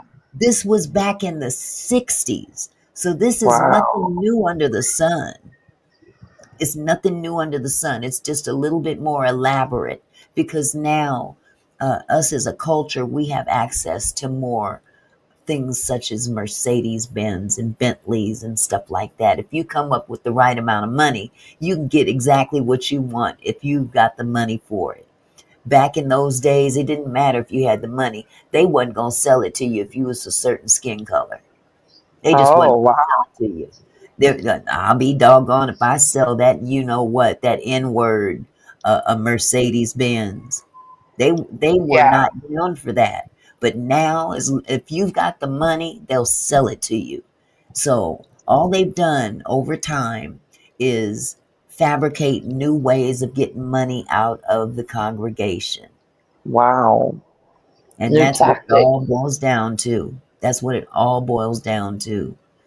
But this next pastor, he's being indicted on charges as well. Him and 8 other people. His name is Pastor Rony, Denis. Him and 8 others were arrested by the FBI. Now, this video came out today. So this is more recent. The one that I just showed you. It was maybe, I'd say 5-6 days ago. Oh, but it's still fairly new. It's still fairly, yeah. But I'm telling you, it's sickening the way some of these pastors are really just, there's no accountability. And the pimping comes from way above. I think I talked about this the other day. You know, I think I told you my husband's a pastor, Lady Letitia.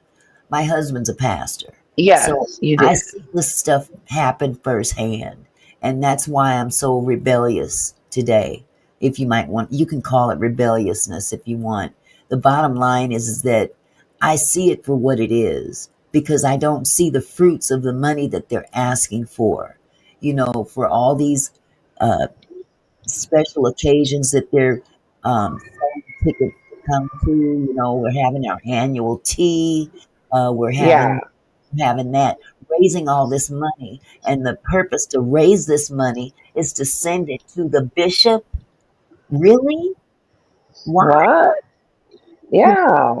We've got a certain amount of money, and it doesn't matter what denomination. It can be Church of God in Christ. It could be Pentecostal. It could be AME, CME, Episcopal, you name it. They've all got an obligation to send up. It's like a pyramid scheme. It's a pyramid scheme. It's a pyramid scheme. Yep. Faith just said it. You called it right the other day, a pyramid scheme. And we know how pyramid schemes work. You know, we have this church pledge that, you know, everybody's responsible to pledge a certain amount of money. And, you know, the men sometimes have to pay more than the women. And all this money being gathered up for what? What is the outcome? Right. What is the outcome? Is it for a nice house for you to live in? Or is it a nice house for your car? I mean, I come from a time where pastors had regular jobs outside of being pastors. Yes, they did.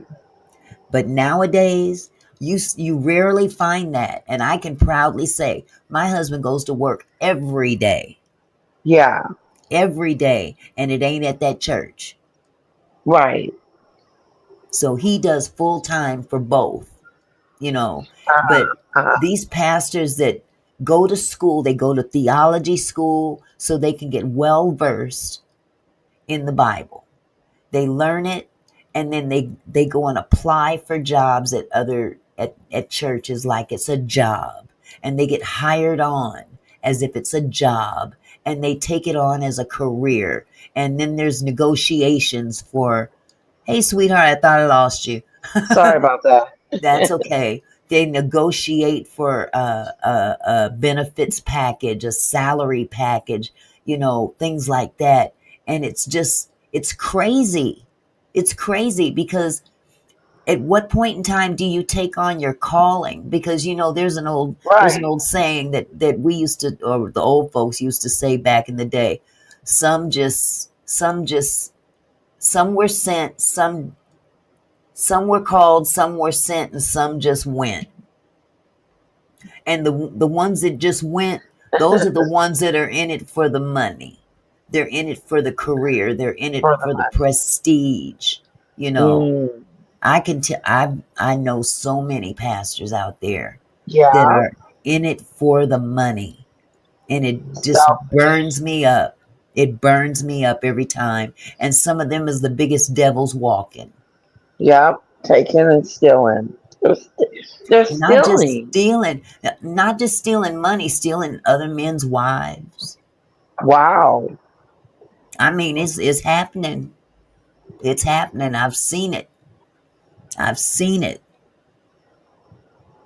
I know one pastor That's a shame. that was counseling. Now he was married.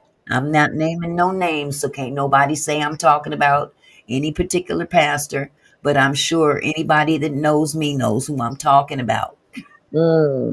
This pastor was counseling a couple. Now he was married and this couple were married, and he was providing marital counseling to this couple. As time went on, guess who hooked up while they're going through this counseling? The wife and the pastor. The wife and the pastor. The wife of the couple that were being counseled and the pastor that was counseling them, he hooked up with that wife. Wow. And it's a wonder that husband of hers didn't take him out. It is. And here's the problem with no accountability.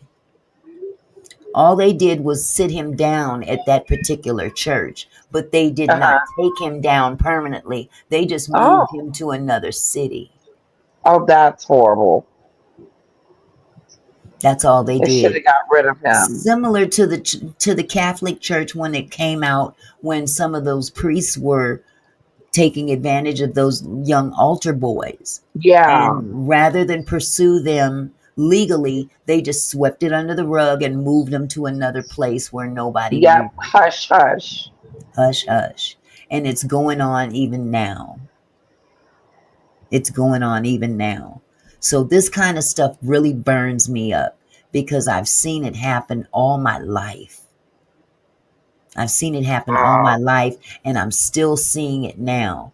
You know, As me and an my adult, husband just, we sit here and we just shake our heads. But you know, what can you do? All you can do is pray for you can only pray for your own soul salvation.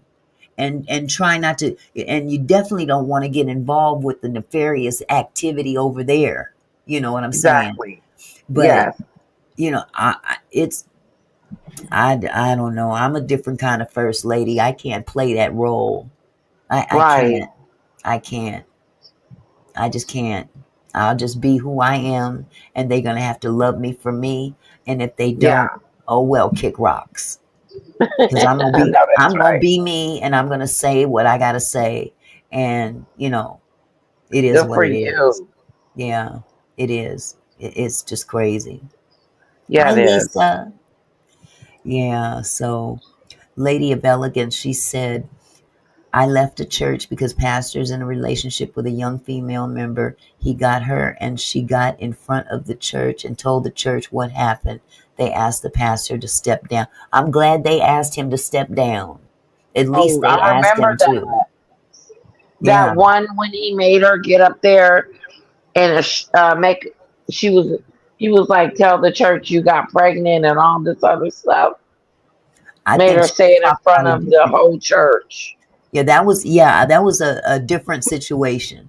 That was a young girl who got pregnant, and they made her basically confess to the church that she got pregnant and asked for forgiveness and just did this whole just awful degrading thing to her, you know. And I just that's running people off. You know, God is a forgiving God, and you know, there's no such thing as a perfect person. No. So this kind of stuff burns me up, though. I'm sorry. It just does. And when I see stuff like this go on, I got to talk about it. I've got a platform, so I'm going to talk about it. And if folks don't like it, then hey, go somewhere where you can sugarcoat the truth, because it ain't going to happen here. It ain't going to happen up in here. Yeah. So I do have one other one. I don't know how long you want to hang out here, but this one is about another pastor. His name is Pastor Rony Denis, and he, I believe, is out of Houston, if I'm not mistaken. Let's see.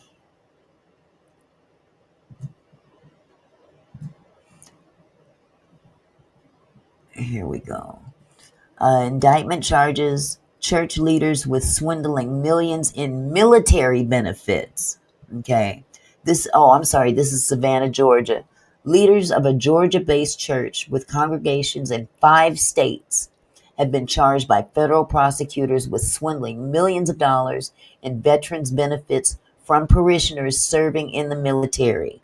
An indictment unsealed Wednesday in U.S. District Court in Savannah charges House of Prayer Christian Churches of America founder Rony Denis and 7 other church leaders with conspiring to commit bank fraud and wire fraud, as well as other federal crimes. Authorities say church leaders exploited soldiers and other congregation members by enrolling them in seminary programs that drained their GI Bill education benefits. They also say church officials used parishioners' names on fraudulent mortgage applications to buy homes that the church then rented to congregation members. The defendants are accused of exploiting trust, faith, and even the service of our nation's military members to enrich themselves, Paul Brown, the agent in charge of the FBI's Atlanta office, said in a news release. Prosecutors say they don't even know the real name of Denis, alleging he assumed that name after stealing another person's identity in 1983. So they've been after this guy since 1983. Can you believe this? Some of y'all wasn't even born yet. 1983. He founded House of Prayer roughly 2 decades ago. The church is headquartered in Hinesville, a southeast Georgia city that is home to thousands of veterans and Army soldiers serving at neighboring Fort Stewart. The congregation there grew to as many as 300 members, the indictment says. So what I'm going to, instead of reading this whole thing, I'm just going to bring up another content creator by the name of the Juice Radio and Talk Show. I really like this show for Christian news. This is basically what they report on a regular basis. But he's being accused of, you guys. Let's bring it on the screen and let's go ahead and have a conversation. All right, let's put this watermark up here. Here we go, guys. Take a listen to this. The FBI and Columbia County deputies raiding a Westlake home this morning. That raid in connection to an investigation into the House of Prayer. The Department of Justice says 8 people were indicted on 26 charges for he fraud, looked like a schemes, criminal. and tax matters. Rony Denis there is the founder of House of Prayer. Agents took him in. He's in the Jefferson County Jail, where he faces several charges, including conspiracy to commit bank fraud and aiding in the filing of a false tax return, and conspiracy to commit wire fraud. Back in June of 2022, the FBI raided the House of Prayer churches in Hinesville and Hephzibah as part of a fraud investigation. That indictment alleging church leaders manipulated members into turning over personal information, pressured them into arranged marriages, and forced them to live in properties that generated rental income for the defendants. They also accused of exploiting military personnel to use VA benefits to funnel money into church accounts. If you want to read the full indictment, you can do that. Check out all the charges for 7 other people charged as well. That's at WJBF.com. We do want to remind you a news conference is set for Thursday afternoon at 1 o'clock, where we are expecting more on today's arrests. And please keep it here on News Channel 6 for more on this development. Now, that's one video, you guys. That is one, all right? There's another one. Let me bring this other video up because it's important. Let me give you all the updated information as well. And then we're going to have a conversation regarding this whole entire thing. So let me bring this other video up. This is the updated information from that first video from the same news source. Listen to this, you guys. Shocking news regarding this. But I'm glad that the FBI and the feds are out here shutting down all of these false prophets, all of these false ministries, all of these money-hungry, lying, deceptive people that call themselves pastors. Keep going, FBI. Keep going, feds. Shut them down, because you know who hasn't been shutting them down? The people The members. in the church, the members. The people who are getting taken advantage of. So I am glad the feds are doing the work that the members should have been doing from the start. Hey, Angel Heart 2004. Let's go ahead and listen to this part. New details for you now after that FBI raid at a home in Westlake. It was in connection with an investigation into the House of Prayer. The Department of Justice says 8 people got indicted on 26 charges for fraud schemes and tax matters. That includes the founder of the House of Prayer, Rony, Denis, who lives in that home and was taken into custody yesterday morning. He's down in the Jefferson County Jail. And today, more information from the FBI about this whole thing. They had a news conference. Graham Lee was there. He's live at the federal courthouse in Augusta now. Graham? Well, Brad, that press briefing wrapped up a couple of hours ago. We heard from several officials at the national and local levels. We weren't allowed to ask any questions, but we did get some important new details and information about the investigation from the FBI, the Department of Veterans Affairs, and the U.S. Army Criminal Investigations Division. The indictment represents the culmination of years of investigative work. Court documents show the FBI has been looking into the House of Prayer founder, Rony Denis, since as early as July 1983. 3 years ago, FBI agents raided the House of Prayer churches in Hinesville and Hephzibah as part of a fraud investigation. Investigators allege that church leaders manipulated members into turning over personal information, pressured arranged marriages, and forced them to live in properties that generated rental income for the defendants. What is the purpose of the arranged marriages? Can anybody that's a good enlighten me? question. What is the purpose of arranged marriages? What is that all about? Is this a trafficking issue as well? I'm just wondering, because I didn't get any answers from that one. But it's crazy. Arranged marriages. It's very cultish, though. Officials say some of those victims are veterans across the district. The House of Prayer operators exploited veterans and their families by accessing VA funds for their own enrichment.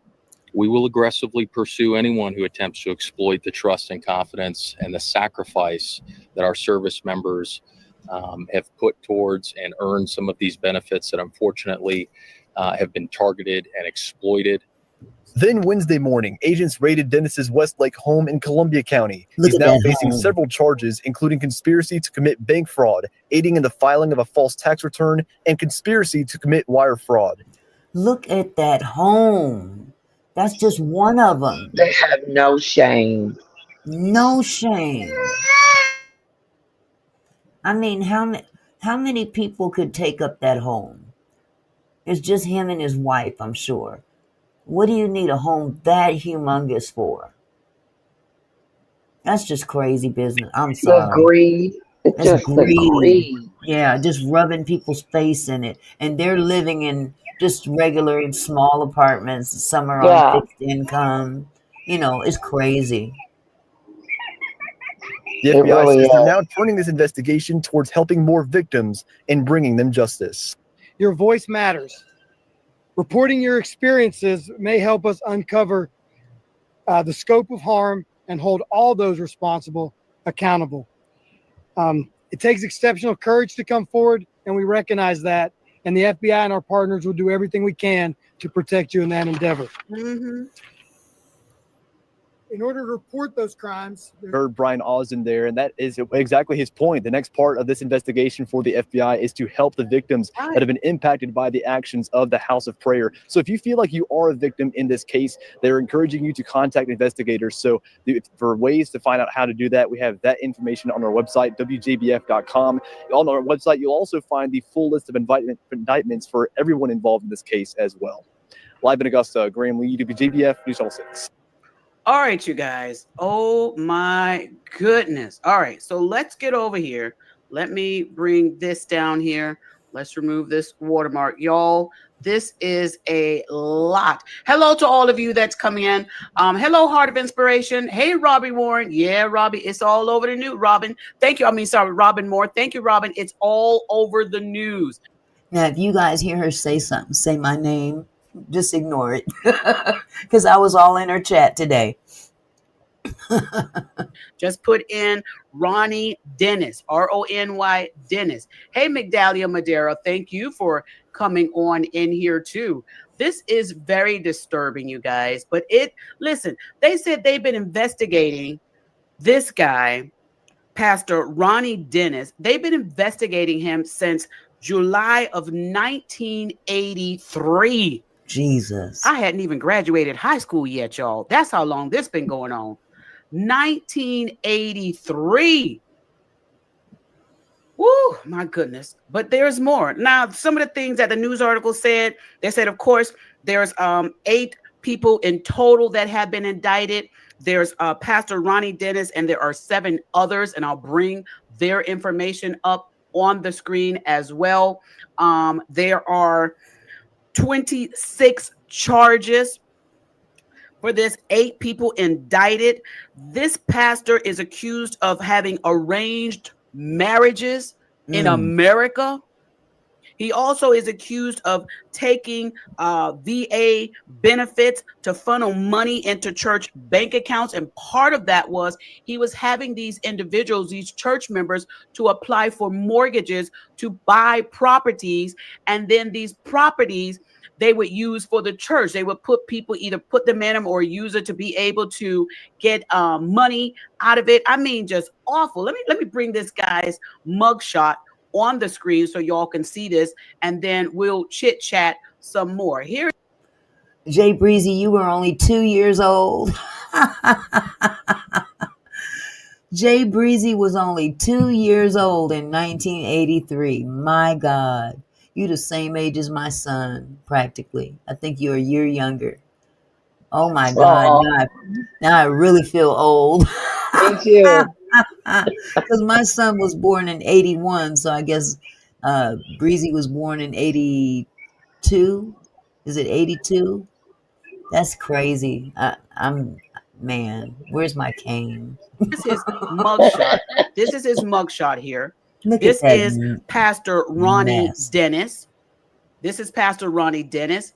He, along with others, have been arrested. Here's another photo of this is Anthony Alonis.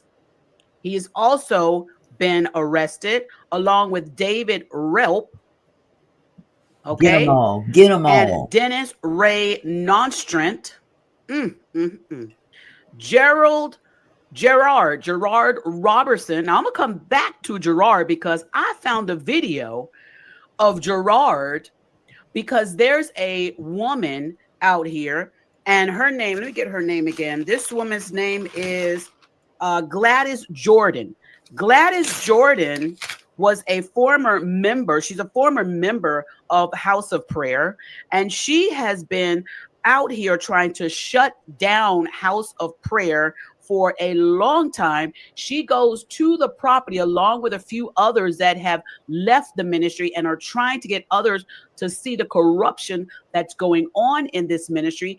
She's so much of an advocate to get people out that she goes to the church, one of the church locations, because they have several locations in different states. But Gladys goes to one of these locations with a bullhorn microphone, telling people that they are being deceived. Lisa says, I was 13. Damn, I'm getting old. Lisa, don't feel bad. I was 21. I was 21 in 1983. I was grown. Oh my God. Down South Stitcher says, 83 started my teenage years. Y'all making me feel mighty old up in here. Mighty old. Stop it. Oh my goodness. This church, though, this guy, he's got churches in several cities and different states as well. One of which is actually not too far from my house. Come to find out today. This joker has a Wow. in Tacoma, Washington, of all places. Now, I don't live in Tacoma, but it's not far from me. So it really tripped me out. I started going through some pages on the internet to see if I could locate this bad boy, because I want to know if I know this pastor. I need to know if I know of his church. Thank you, Lisa. Now, why is she so passionate about this? Because she and her son were members of the church. Well, when Gladys decided to leave, her son could not. Whether it was because the church and Pastor Rony Denis would not allow him to leave, but he's still a member of the church, according to the article that I had. Now, if he left after that article, I'm not sure, because the article was a couple of years ago. But Gladys said that she had not seen her son in a few years, even after she left, because she was not allowed to see her own son. That's how much control the ministry has. They are tearing families apart.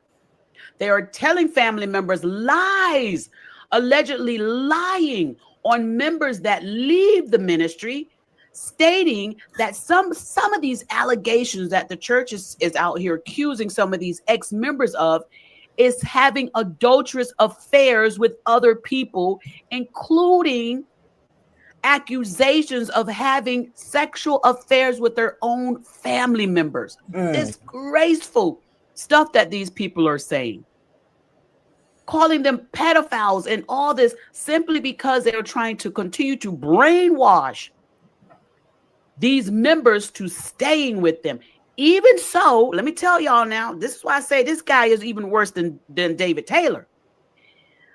There's a gentleman of an article that I found, and I'll bring it on the screen, where he says he left the church, moved out of the church property, got his own property, moved in, him and his wife, into their property. Unfortunately, his daughter stayed with the church.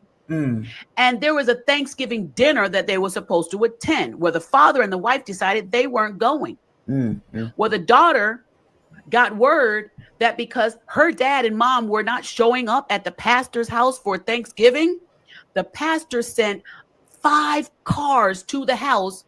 Men got out of the cars, and they said that they allegedly started physically fighting this man. They allegedly broke into this man's house and literally tried to pull him out to either physically abuse him or try to take him back. Listen, I'm gonna be straight up with y'all. I'm not biting my tongue about it. You come up over my house and try to take me out of my house. Try that, please. To come to your house for Thanksgiving dinner, because I didn't come to your house. Who the hell do you think you are? I know, you don't own me. Are you Tony Soprano 2.0? This sounds like some serious mob stuff. You send 5 cars to someone's house because they didn't come to your house for Thanksgiving. Have you lost your ever-loving mind? Sounds like it. I mean, it's a wonder they got to leave in their cars without a, you know what, in the behind, beside my foot. A kick and a bullet. That ain't happening. No. Wow. It wasn't until his wife called the police that the police then came to the house and all the cars scattered. I bet they did. When I tell y'all it's a mess, the same individual, the same man, and these are according to several articles that I have pulled up, the same man who they attacked in his home, allegedly, this man had a property that he had financed in his name that the church was under control over. He had to go to court. He had to go to court to get his property back. I'm going to come back to this guy here. Thank you, our beautiful one styles. Inhale, exhale. Ain't that it's a lot. Yes, Danielle. The mob of soldiers came Even when the soldier's ear was cut off, Jesus healed his ear, put it back. Why? Because Jesus said, this is not what we're about. This is not what we're about. So why in the world do these churches feel like it's okay for them to do that? He sure ain't. He not Auntie Mickey's house. He is not. He is not. Let me come back to the guy on the screen here. Let me have y'all look at the rest. We're gonna come back to Gerald, okay? Here's another guy, Joseph Tyrone Fryer. Marcus had the audacity to smile on his picture. Here's Marcus Labat. He sure did, didn't he? There's Marcus. And this guy right here. Yeah, he did. Y'all, this guy right here. That's bold. Bernadelle Jr. Seminat. Bernadelle. Cement, however you say his name. Hunt. This Simi guy Hunt. right here has been now, his information is on the United States Department of Justice website. Let me bring up his information here. Let me just bring up the DOJ. Let's bring up the DOJ. All right. Here's his information right here. This is from the United States Attorney's Office, Southern District of Georgia.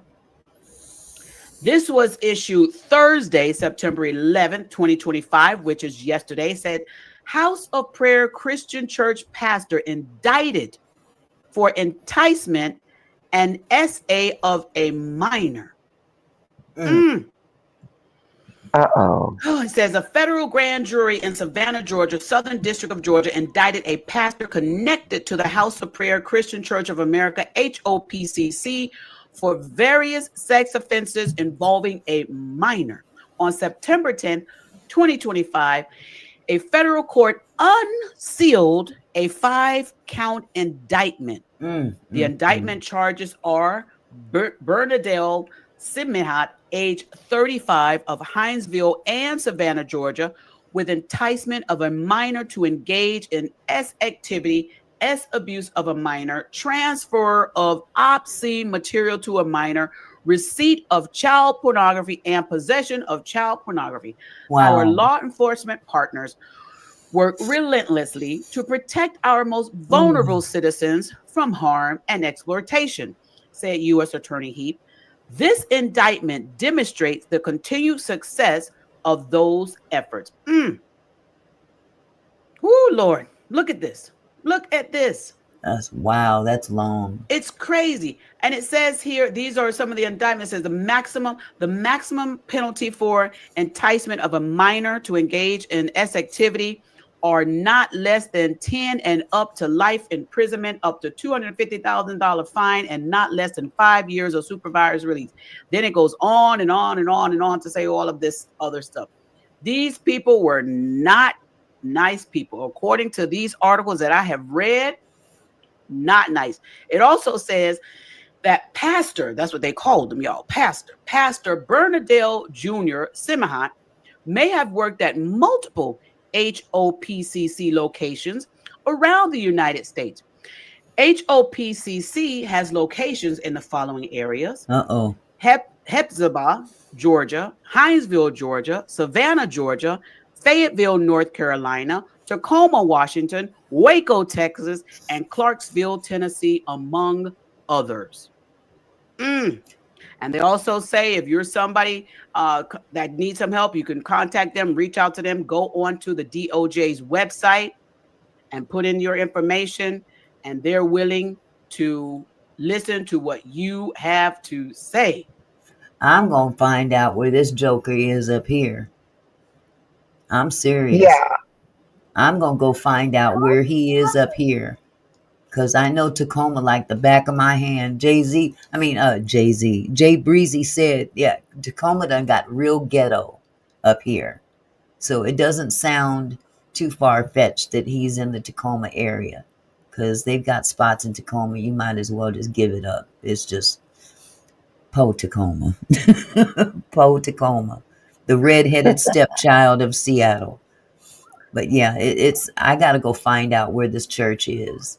And find out who's there, because if I know anybody there, we're going to have a discussion. I know. A very in-depth discussion. Y'all, oh my goodness. Oh my goodness. I need to take a breather. It's just, it's so sad. I mean, awful. Absolutely awful that these people will allow themselves to be so manipulated. So manipulated. And I often think of why. Why would you allow yourself to be manipulated to the degree of this mess? Yep. Auntie Mickey, listen, check out Auntie Mickey. If there's a house of prayer around there and the pastor is Rony Denis, run, girl, run. Don't pull into the parking lot. Don't do it. I'm gonna pull in, all right. I'm gonna pull in. Woo. Watch. There's more, you guys. There's more. All right. So this article also says in June of 2022, the FBI raided the House of Prayer churches in Hinesville and Hephzibah as part of a fraud investigation. All right. Y'all want to see what his house looked like? Uh-oh.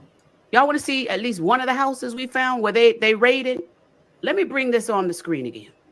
Let's bring this on the screen. Okay. Now, mind you, remember she said, what was the date? She said 2021. Did she say 2021? I might be wrong. But if it was, again, these are times during COVID. And a lot of people were doing a lot of dishonest things during COVID, getting a lot of different funds for all kinds of reasons, but COVID related packages, you know, PPD loans and all that stuff. And I wouldn't be surprised if they used the COVID situation as well to get funds. So don't be surprised if that had something to do with some of the fraud that was going on with not only this church, but a lot of other churches that took advantage of COVID financially. Yes, they did. Yeah. His house. That's kind of small. They raided. Okay. Here's house. It says, according to the indictment, and this was in 2022, Denis and his close associates, which include the 7 others indicted, allegedly used their leadership positions to exert extreme control over the congregants, including turning in personal information, pressured marriages, and divorces arranged by church leaders, and living on properties tied to the defendants. Tied to the defendants that reportedly generated rental income. Faith. Oh boy. Faith. This man been working since 1983. He is a professional con man. Who that remind you of? Oh. Been doing it a long time. When they've been doing it a long time, I guess it's hard for them to change their stripes, huh? This sounds very familiar. 83. Don't we know if someone else has been conning for a long time like that? Mm-hmm. Need I say more? It says in June 2022, the FBI raided the House of Prayer churches in Hinesville and Hephzibah, if I'm saying that right, as part of the fraud investigation. The church seminary is accused of submitting false claims to the VA for veterans education and housing benefits. This is a house right here. This is a house right here that he was living in. Take a look at this. And these photos are from the June 2022. Here's the house right here. Here's more photos. Here's more photos of this house. Huge. More photos. Look at this gorgeous house. My goodness.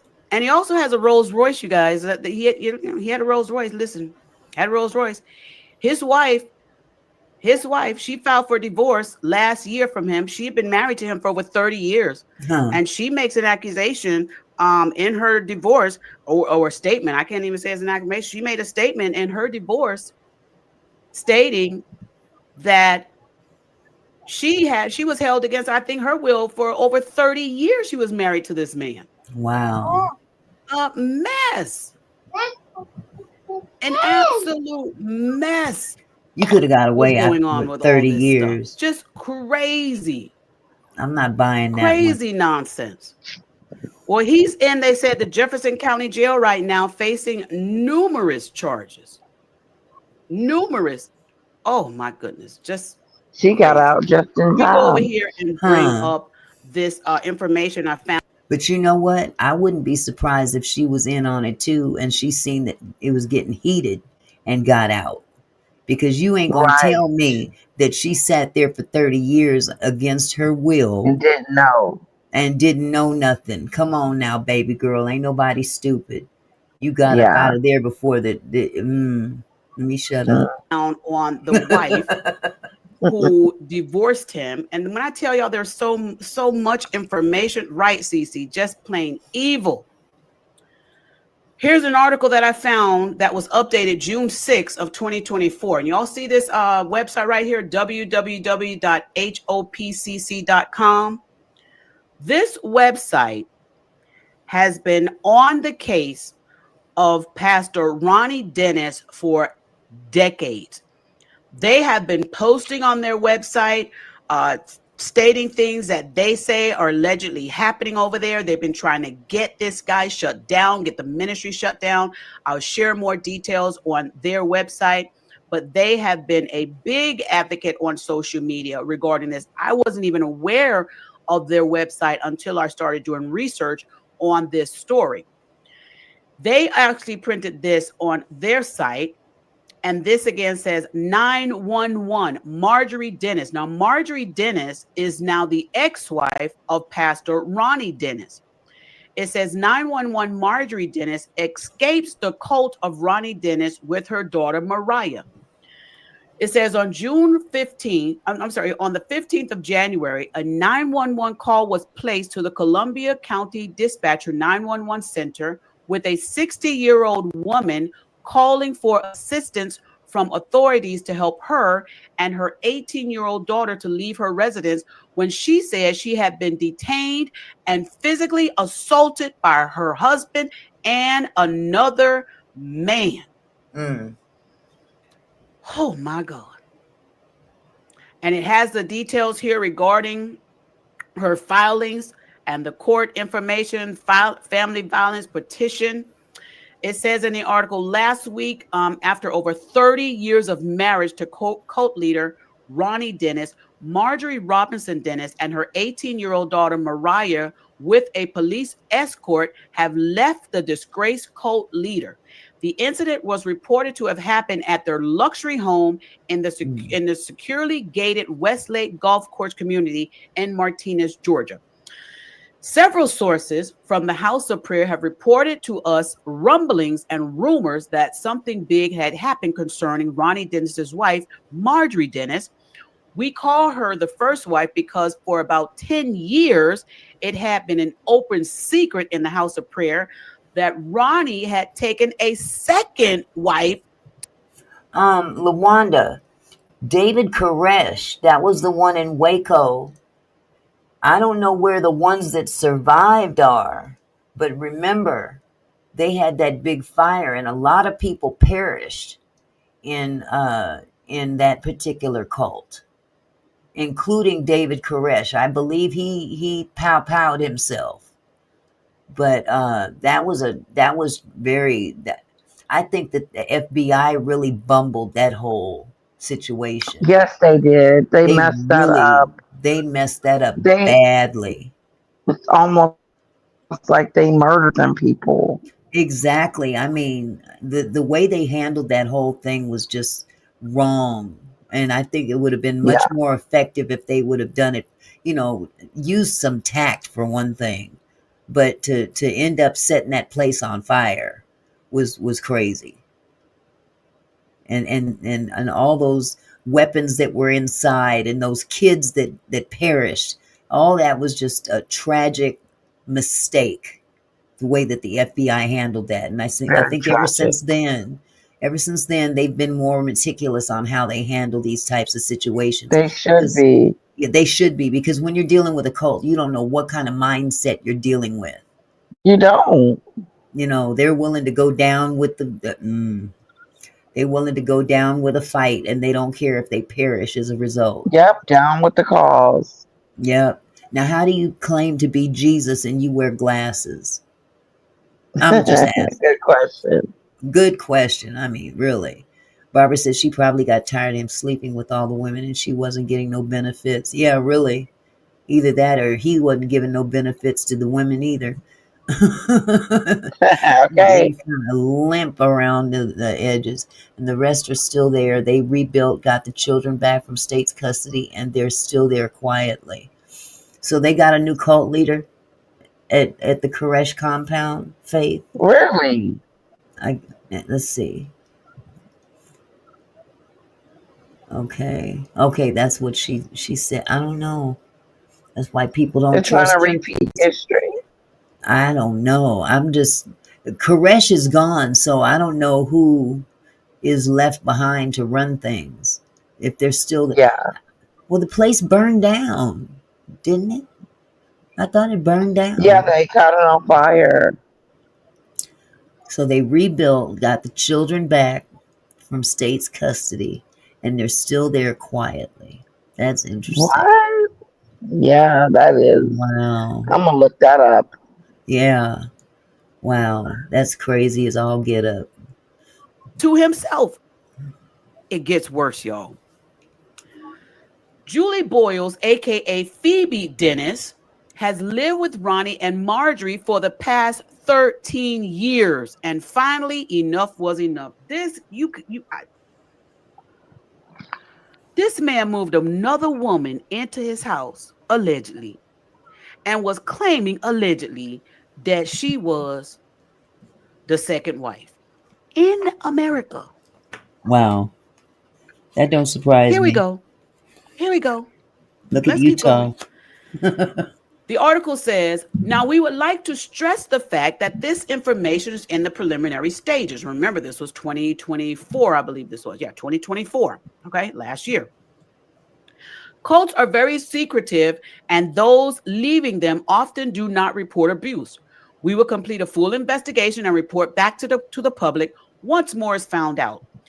We are in the process of requesting further information from authorities. We did not completely understand the nature of what happened that day, but the neighbors can confirm that there were police cars on the premises, and through diligent search, we have obtained records of the court filings Marjorie has filed against Rony. These public records, we've been able to corroborate most of what we have heard. Marjorie has filed a family violence protective order in Columbia County that has been granted temporary by a judge until a hearing can be set.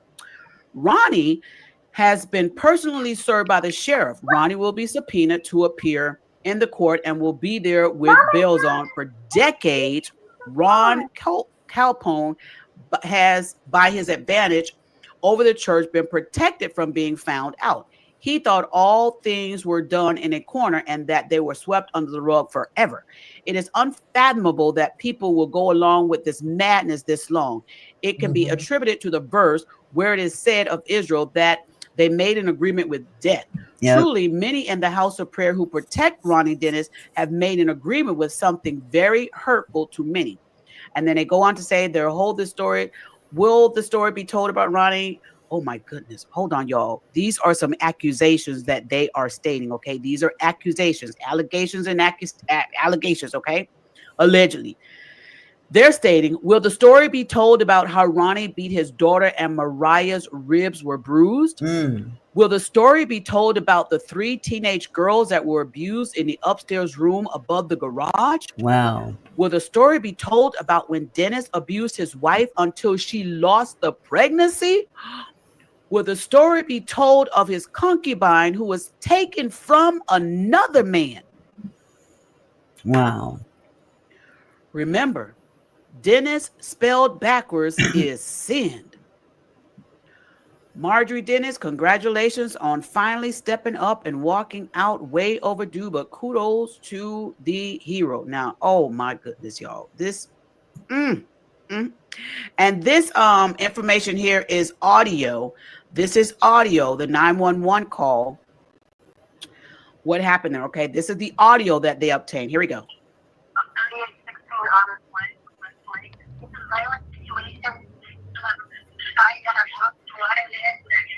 Can you hear that? I can't hear that. I'm gonna move this up a little bit. Chanel handbag by throwing. Okay. I can't hear that. I know y'all can't hear it if I can't hear it. Part of the divorce filings was the wife wanted to make sure that she maintained the property for her and her child to be able to live. She also wanted, I believe, the Rolls Royce to be able to get around. And she also wanted, you guys, listen to this part. She also wanted Rony Denis to pay for the damages that he did to her Chanel handbag by throwing her purse in the pool. Are you serious? Would y'all be concerned about a Chanel bag if you getting away from a monster? That is so stupid. Like, really? Out of all the things. That's not even worth putting it in a lawsuit. Go buy but you want the Rolls Royce to get around, huh? That's why I'm thinking I think she benefited to a certain degree. Yeah, she did.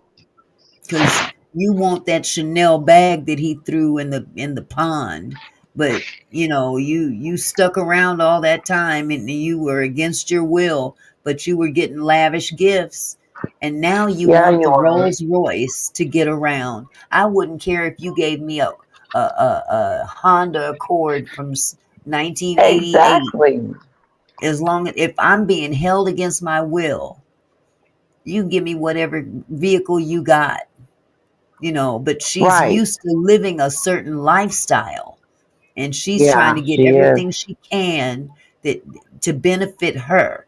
And most of that is coming from what happened in the church. So that lets me know baby girl her hands ain't clean. Not by a long shot. I think it's gonna come out. Yep. I'm gonna move forward. There's a part in here I'm gonna show because this is a lot of back and forth, but this is very interesting. This part here.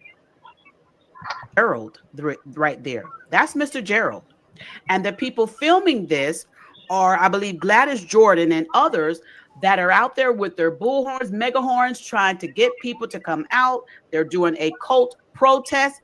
Watch this video and look at the behavior of Gerald. This is a trip here. He's a devil, but oh, your father loves you. Oh, your mother was the one committing fornication, but oh, your father loves you.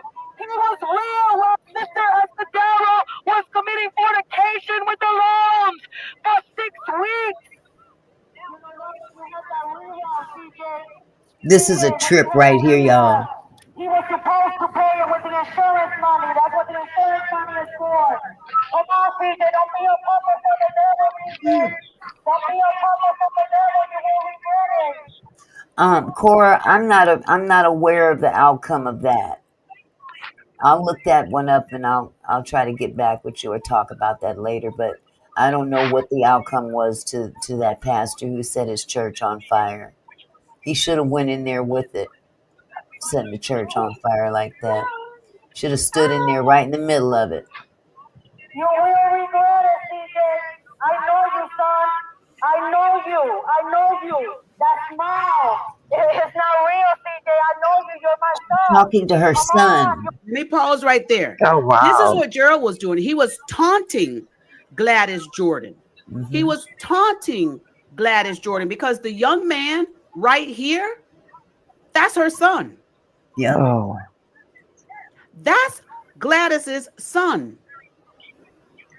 And Gerald decides he's going to taunt Gladys back, because Gladys, that wasn't her first time out there. She's been out there several times. There's several videos. But Gerard Robertson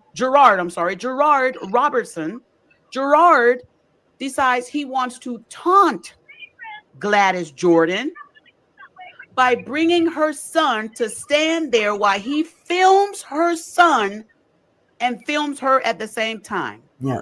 Yes, yes, beautiful one, Styles. That's evil. Her son. Listen to what she says. Very evil. This is that cult behavior. This is that behavior. We're going to pin family members against other family members. Yep. We're going to act like we love you more than your family. We're going to get you to get in on this taunting of your own family, to turn your back literally on your own family. That's what he did here, you guys. He literally made this young man turn his back on his mom. When you had that reroute, he was supposed to pay it with the insurance money. That's what the insurance money is for.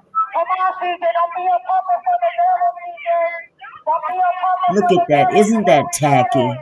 It's very tacky. That's something Maggot would do. Exactly. Exactly. That's now. It's not real, CJ. I know you. You're my son. Come on. All day long. Come on. Come on. Make a stand for Jesus. That's why they have that snake in your ear. Stand up for Jesus. Look at that. That's terrible. You're taunting that woman with her own son. What about Jesus? Huh, people? You know Denis is a fraud. How many houses do you have in your name, Red Slav? She's letting them know. You know Denis is a fraud. Denis is what they call him. His last name is Denis. She's letting them know. You know he's a fraud.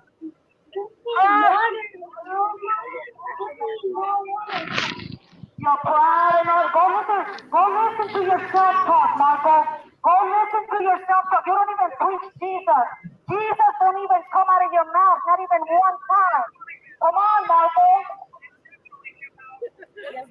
All he preaches is perversion. And judgment.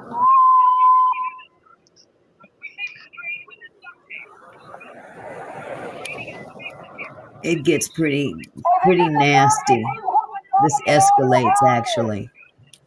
Denis, the one that's in charge of all your houses, even though they're in a lot of people's names. And he makes him come back out again. The taunting. Yeah. He makes him come back out again, you guys, as if he did not get enough footage the first time. He makes this young man come back out here again.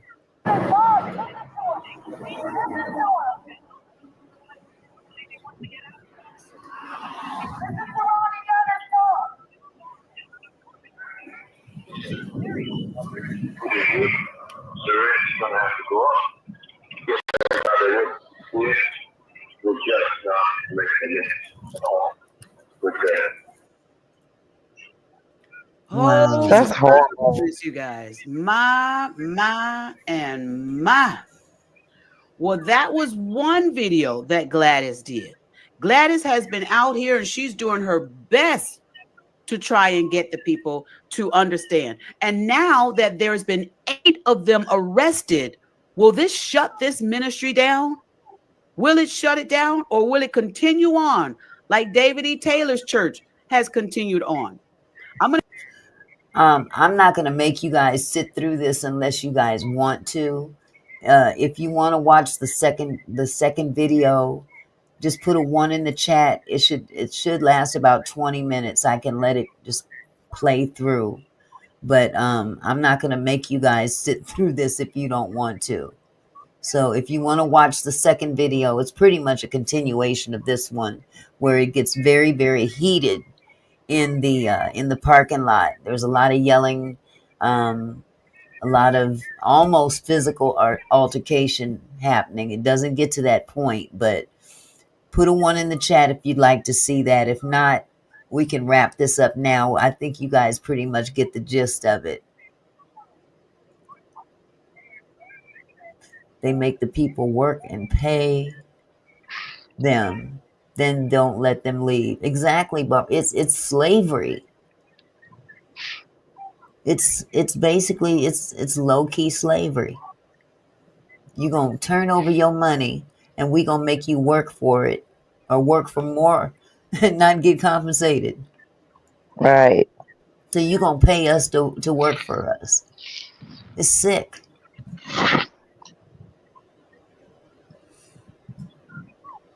They says is enough foolishness going on in these churches make you want to not go to church.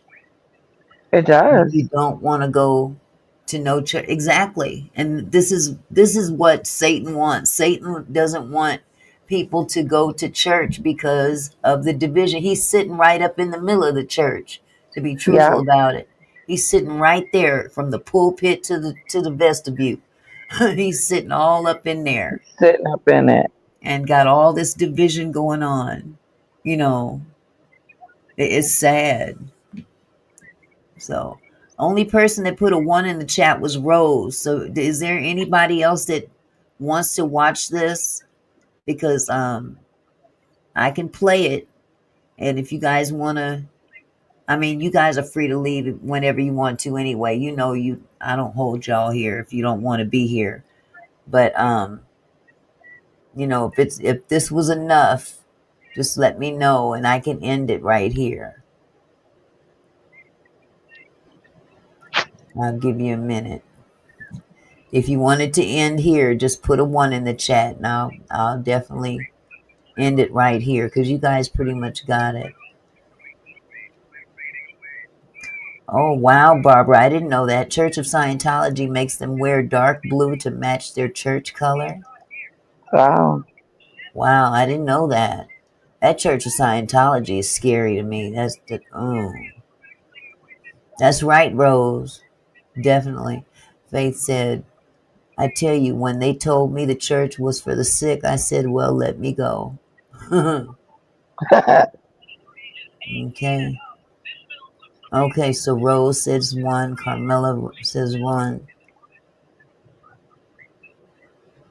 I'll go ahead and let it play. And if you guys feel like bouncing, you guys feel free. I would totally understand. I really would, because this is pretty long. To share with you another video that Gladys has done. And again, like I said, there are several. And if you want to go and check out all these videos, go to their YouTube channel. It's right here. It's HOPCC Exposed.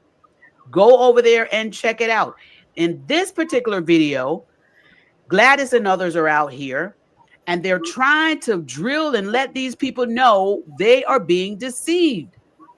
And people decide they want to come up and confront Gladys and others. Take a look at this. This is how people will fight against the very people who are trying to save them, because they're brainwashed to think that where they are in church is a safe place, and they don't even understand that they're being manipulated and controlled and taken advantage of and taking money from them. They don't understand that these people that call themselves pastors are taking their money and spending it on their own selfish, lavish desires. That's right. It's awful. They have and expense this accounts. Woman is out here. She's doing her best to try to get them to hear that they're being deceived. But watch how they fight against her. To make your own decision. Where's Romo? Let him come to me and tell me face to face. If you leave this call, let him come to me and say face to face that I did something sexual. Tell them that they share the church, though. I guess every man in the church that's a father is. Now, what the man on the megaphone, and I didn't get his name, but what he's stating is the church has put out allegations that he's been having inappropriate sexual relations or affairs with individuals, and he's claiming, show the proof. They're lying. And what they're claiming that the church has been doing is allegedly telling their members that these people that leave are in these sexual relationships and they're being very nasty out here and all this kind of stuff. And they also, you guys, they also put up banners on the fences of the church showing Gladys's face, calling her a pedophile, and also put up photos of other members stating that they were doing inappropriate sexual things to people. They put up posters on the church's fence. Tell them, Gladys. Or the pedophile. That's crazy. Tell them that this is, they share the church. It's not this church. It's the church that they share with. From me for the houses that you asked me to purchase. Hey, remember when I purchased that house on Touchdown Road? He's telling you about the houses that the church made him purchase. Listen to what the man in the megaphone is saying. He's talking about the part where one of these indictments that these men are in prison for right now, he's letting y'all know that the church did this to him, forced him to purchase real estate for the church. Listen to him. The houses that you asked me to purchase. Hey, remember when I purchased that house on Touchdown Road? I put $35,000 from my 401k to purchase that house. And they only had me to stay there for 1 day, so I had to sign documentation saying that I was going to live there. Wow. 2 years in there. Come on, Christy baby. Christy baby, come on. Why you know what? Is that normal people that you can We didn't sleep together.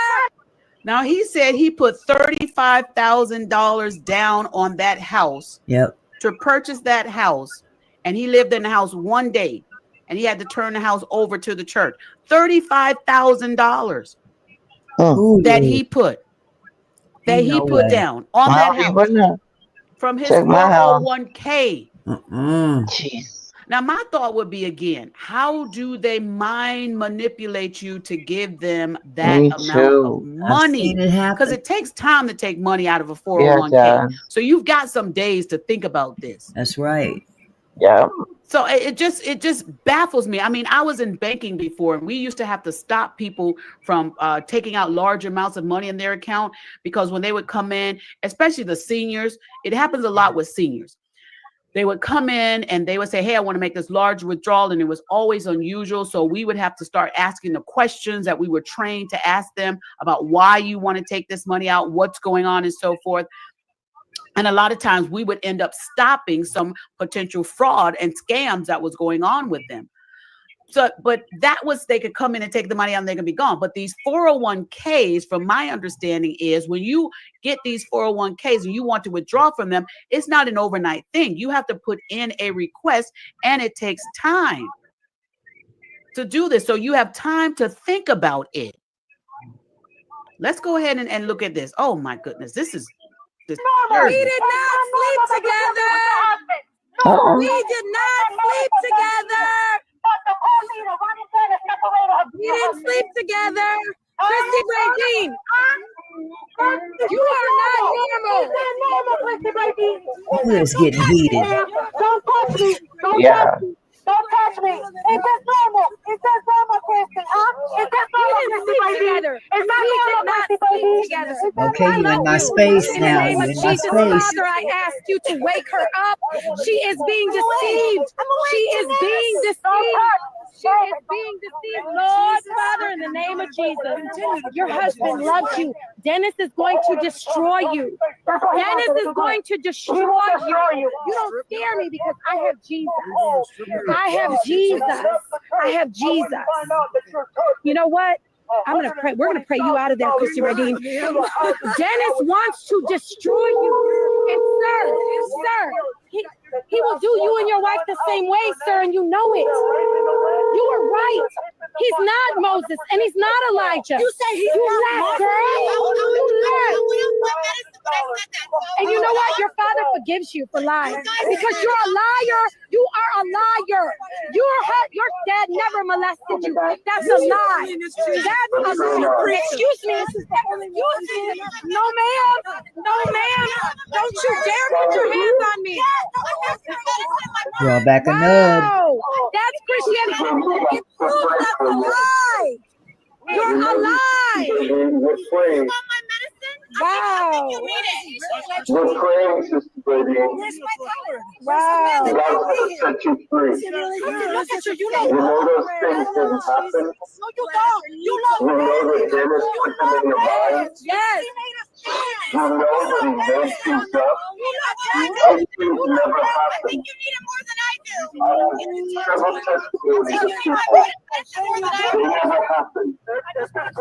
In the name of Jesus. In the name of Jesus. In the name of Jesus. This is not Jesus. This is not Jesus. I don't wear a mini skirt. I don't wear a mini skirt. I wear my no, I don't. Yeah. Do you have Jesus? Do you have Jesus? So your dad did you in the butt? And you're still bleeding? You're a liar. You're a liar. Liar, pants on fire.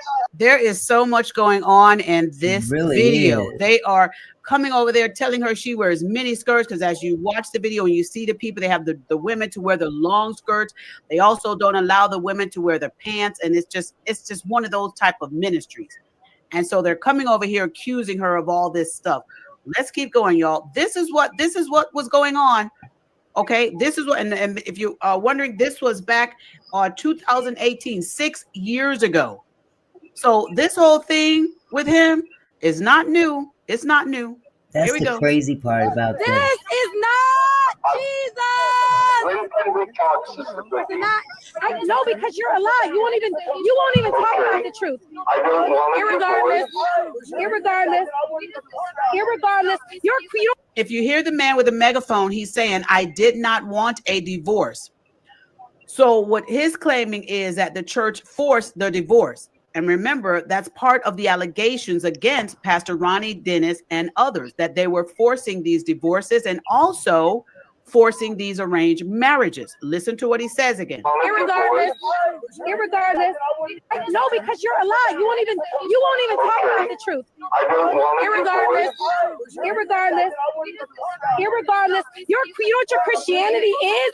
Long skirt, white tie. Oh, Denis has got all them on Facebook, on Instagram, because it's irrelevant. When you start telling the truth, we can conversate. When we can tell the truth,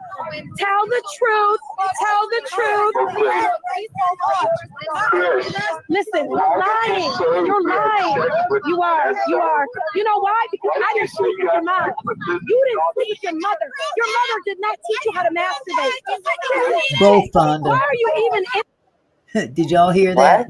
What did I just hear? Your mother didn't teach you to what?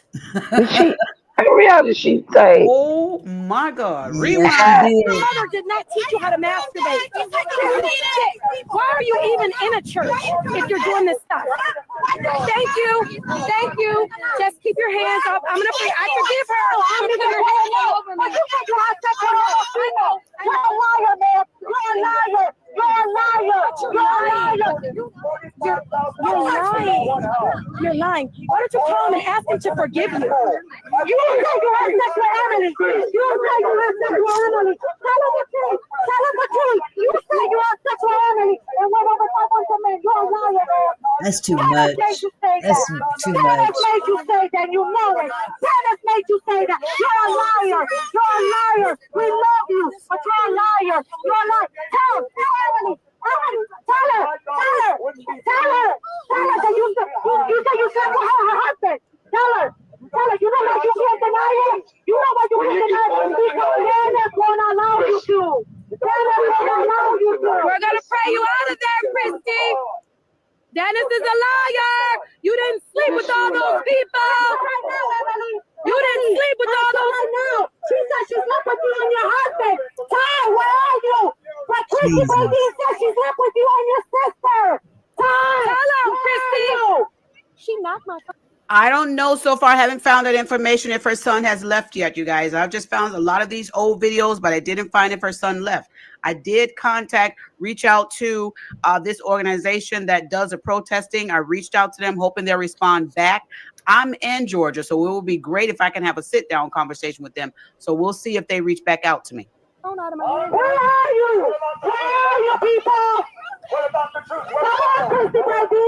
Come on, Christy Brady. You know why you got in the car? Because you're a liar. We love you, man. But you know why? You gotta stop lying for She's demonized. You are demonized. And Dennis is called masterpiece. That's a lie. Masterpiece. See,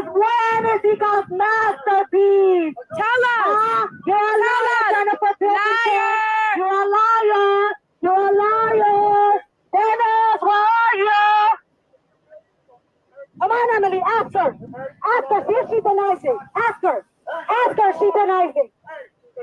See if she denies it. Well, you're not gonna ask her. Ask her. Ask her. She said she's with you and your husband. Tell her that Dennis told you. But you know why you can't say it? Because you're gonna get in trouble with your co-leader, man. You will get in trouble with your co-leader. That's all right there. You just gave her a hug, but you didn't tell her. Ask her. Ask her. If I'm here lying, tell her to make me a liar. If I'm lying, tell her to make me a liar. Why didn't she ask her? No one asked her if she's lying. It's just a question. It's just a question. If she can Come on. It's just a question, Emily. When people were being demonic and perverted, God's people raised up a standard. They screamed, they yelled, they told the truth. They cried out in the street. Cried out in the street. Honey, she preaching right there. She preaching right there. Come on, girl. Yeah. Ask her, Emily. Ask her. If I'm such a liar, ask her, Noah. Ask her. That's why she knocked her phone. Ask her. Come on. This is a bit much. Because she said it about me too. She's a liar. She's, you know what? When she's lying to God's people, she's lying to God's people. When she lies to God's people, it is our duty to call it out and to tell the truth. It is your duty. It's your duty, EJ. It doesn't matter who it is. If it's a lie, it's a lie. If it's a lie, it's a lie. Because your salvation is in a suit and a tie, sir. Your salvation What about Jesus? Is a suit and a tie. Because the Bible tells you that you're supposed to love me, right? The Bible tells you that you're supposed to love Pray me. for me, right? And pray for me. But you don't. But you don't. You need prayer. You are demonized. Dennis has demonized you. Come on. You know it, Ty. Where are you, Ty? Come on. Oh my goodness, you guys. My goodness. They were standing on business out there with their megaphones. And there was more out there against them. But they knew they were standing on business. And I believe they had the angels of God surrounding them because it was only a handful of the protesters. But they did not let them deter them from the stance. They were standing on business. Lil Twitter, yeah, this that open rebuke you talking about. This is that open rebuke. When I tell you they were standing on business, they went there for a purpose, and they did like the song say, they will not be moved. They shall not be moved. And I'm not mad at them. There's the link again, I'm not sweetheart, mad. if you And want I to know come back. right now they're probably all rejoicing that these people have been arrested, because that's a huge step forward in the right direction. I'm sure they are probably extremely happy. All the mess that this person, Gerald, and all others did, is now coming to bite them. Yeah. All of them. Yeah. Taking advantage of people. Come on now. Yeah. Breaking up families. Having loved ones no longer be able to be with each other, and you call it godly? Welcome back, love. Come on, ain't no God in that. And this is the ringleader, Rony Denis. There he is. Rony Denis. They said in their report that they have been investigating Rony Denis and the House of Prayer Church since July of 1983. My goodness. When I tell y'all God's hand is long, his arm is long, and he'll reach all the way back. 1983. Sound familiar? Yo, let's calculate. My goodness, today. Sounds familiar. 1983. 42 years. 42 years they've been investigating. Raided the house in 2022.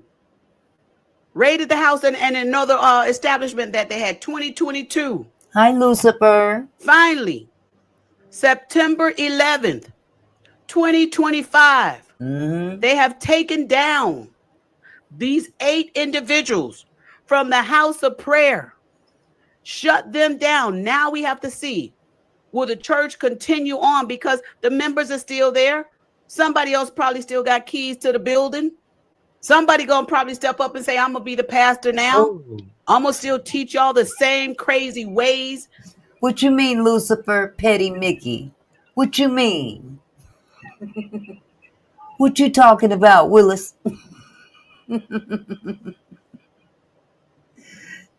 You said Petty Mickey. How am I being petty? Yes, he is a church pimp, Fonda. That is for sure. Oh, Pretty Mickey. Okay, I thought you said. Well, you did say Petty Mickey, because that's true too. I was being petty earlier, but I was enjoying myself at that moment. Thank you, Lucifer. Oh my goodness. But yeah, this is a mess here.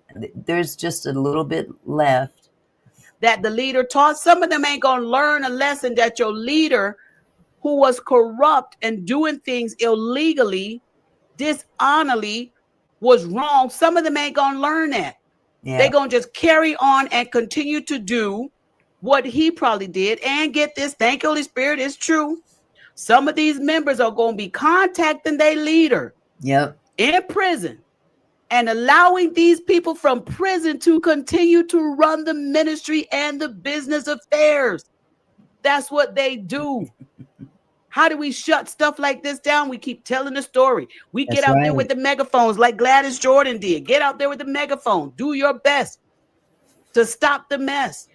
Exactly. But we also do this. We share these stories right here on this channel and many other channels because it's necessary, you guys. That's true. This is not what God looks like. No way, no how, never has been. Never looked like any of this.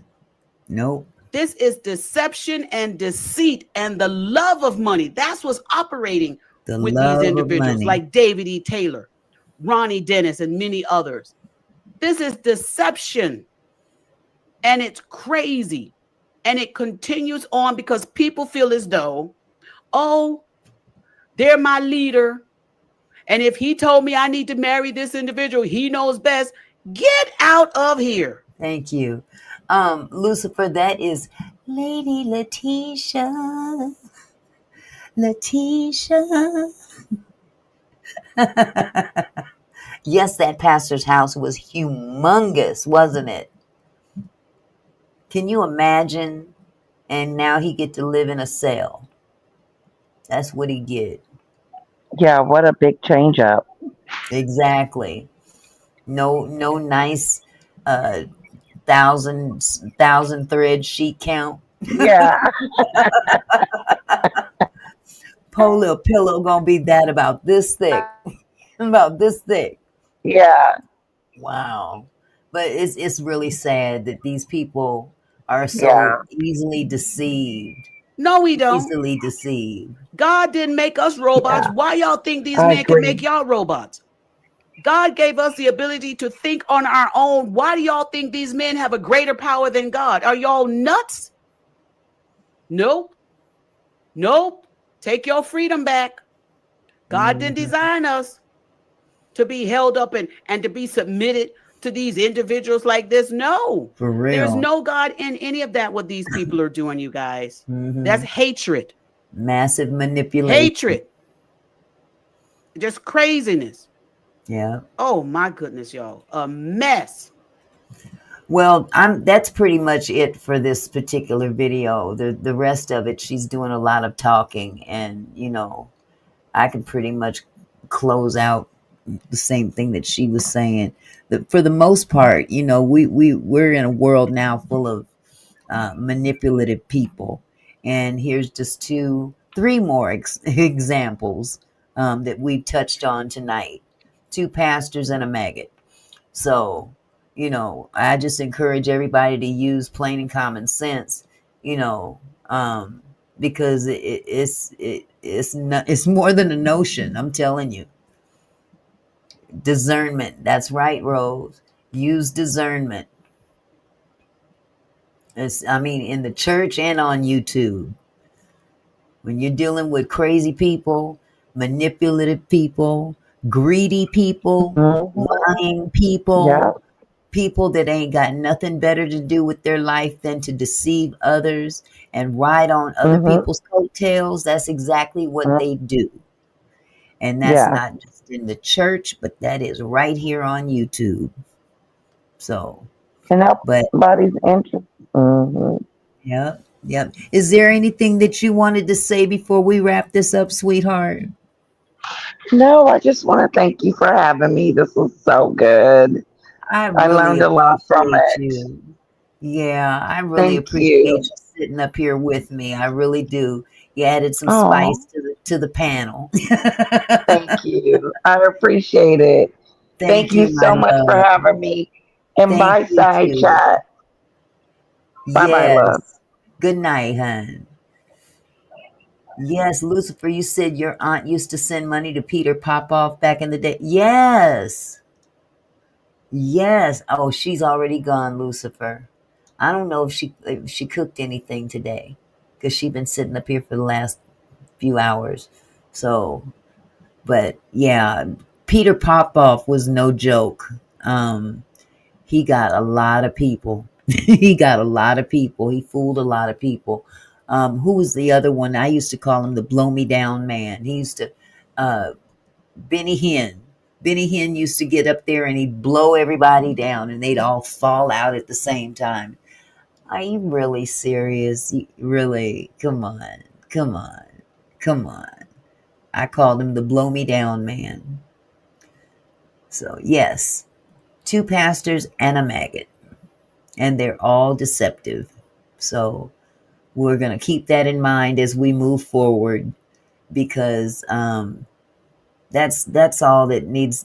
People want people to dwell on the negativity. Reverend Ike, yes, Reverend Ike, Sweet Daddy Grace, that's right. What about Eddie Long? Eddie Long, good grief. Well, we can get up to some other ones that are up there right now, but I'm not going to mention him because he's been suing YouTube content creators lately and I don't want to get sued. But they're all over the place. But it's not just pastors. It's not just in the religious aspect. It's right here on YouTube as well. And I want to encourage Lady Letitia, don't let that maggot get you down and don't let her back you into a corner by any means. We all love you and we don't want to see you go down with the same tactics that she uses, and you don't even see it, but others may see it, that you might be dwelling on her and that's what she wants you to do. You are her content. You know that. You're her content, and the more you talk about her, the more content you give her. And I don't mind taking some of that load off of your back, because Heifer ain't gonna sue me. She can't sue me for nothing. She can't sue you, to be truthful about it. That's why it's called a grift. Oh yeah, Lucifer, that maggot is still bothering Lady Letitia. That maggot is after Danny and Lady Letitia, and she thinks she thinks she's got everybody fooled that she's gonna sue them. That heifer can't no more sue them than the man on the moon. She's trifling and delusional, and she need to go take a quick shower while she's at it. So, with that said, it's almost 3 hours up here, and we've had a good time this Friday night. I'm not going to hold you guys any longer. It's Friday night. You guys deserve to take the rest of the evening and just woo-saw from all the content that we just saw, because it's been a bit much. It's been a bit much. But I want to continue to encourage my friend, Lady Letitia, and let her know that I love her, and we all on this side of the town love her as well. So with that said, where 2 or 3 are gathered in his name, there is he also in the midst. So with that said, I'm going to go ahead and shut this live down. I love you guys so much. Thank you so much for coming over. Everything she does, she learned from. You know what, Barbara? I'm not going to give Jag all the credit for that one. I'm really not, because she already had it in her before she met Jag. That's what I believe. She had a lot of that in her before she met Jag. I'm not going to blame Jag for all this stuff coming out of these people, because at some point in time, they did eventually leave. But if it wasn't already instilled in her, she wouldn't have continued to do it after she left Jag. That's why I'm saying I know for sure it was already there the whole time. You know what I'm saying? So again, I'm not going to waste another breath on that maggot. I already have her twin sister sitting over here in the corner. That's enough for me. And I'm just going to go ahead and shut this down and say God bless you. I love you guys. You guys have a wonderful weekend. I might go live this weekend. I might not. Who knows? I'm going to throw it up in the air and see if Skittles come down. Okay? So y'all take it easy. God bless you. Good night.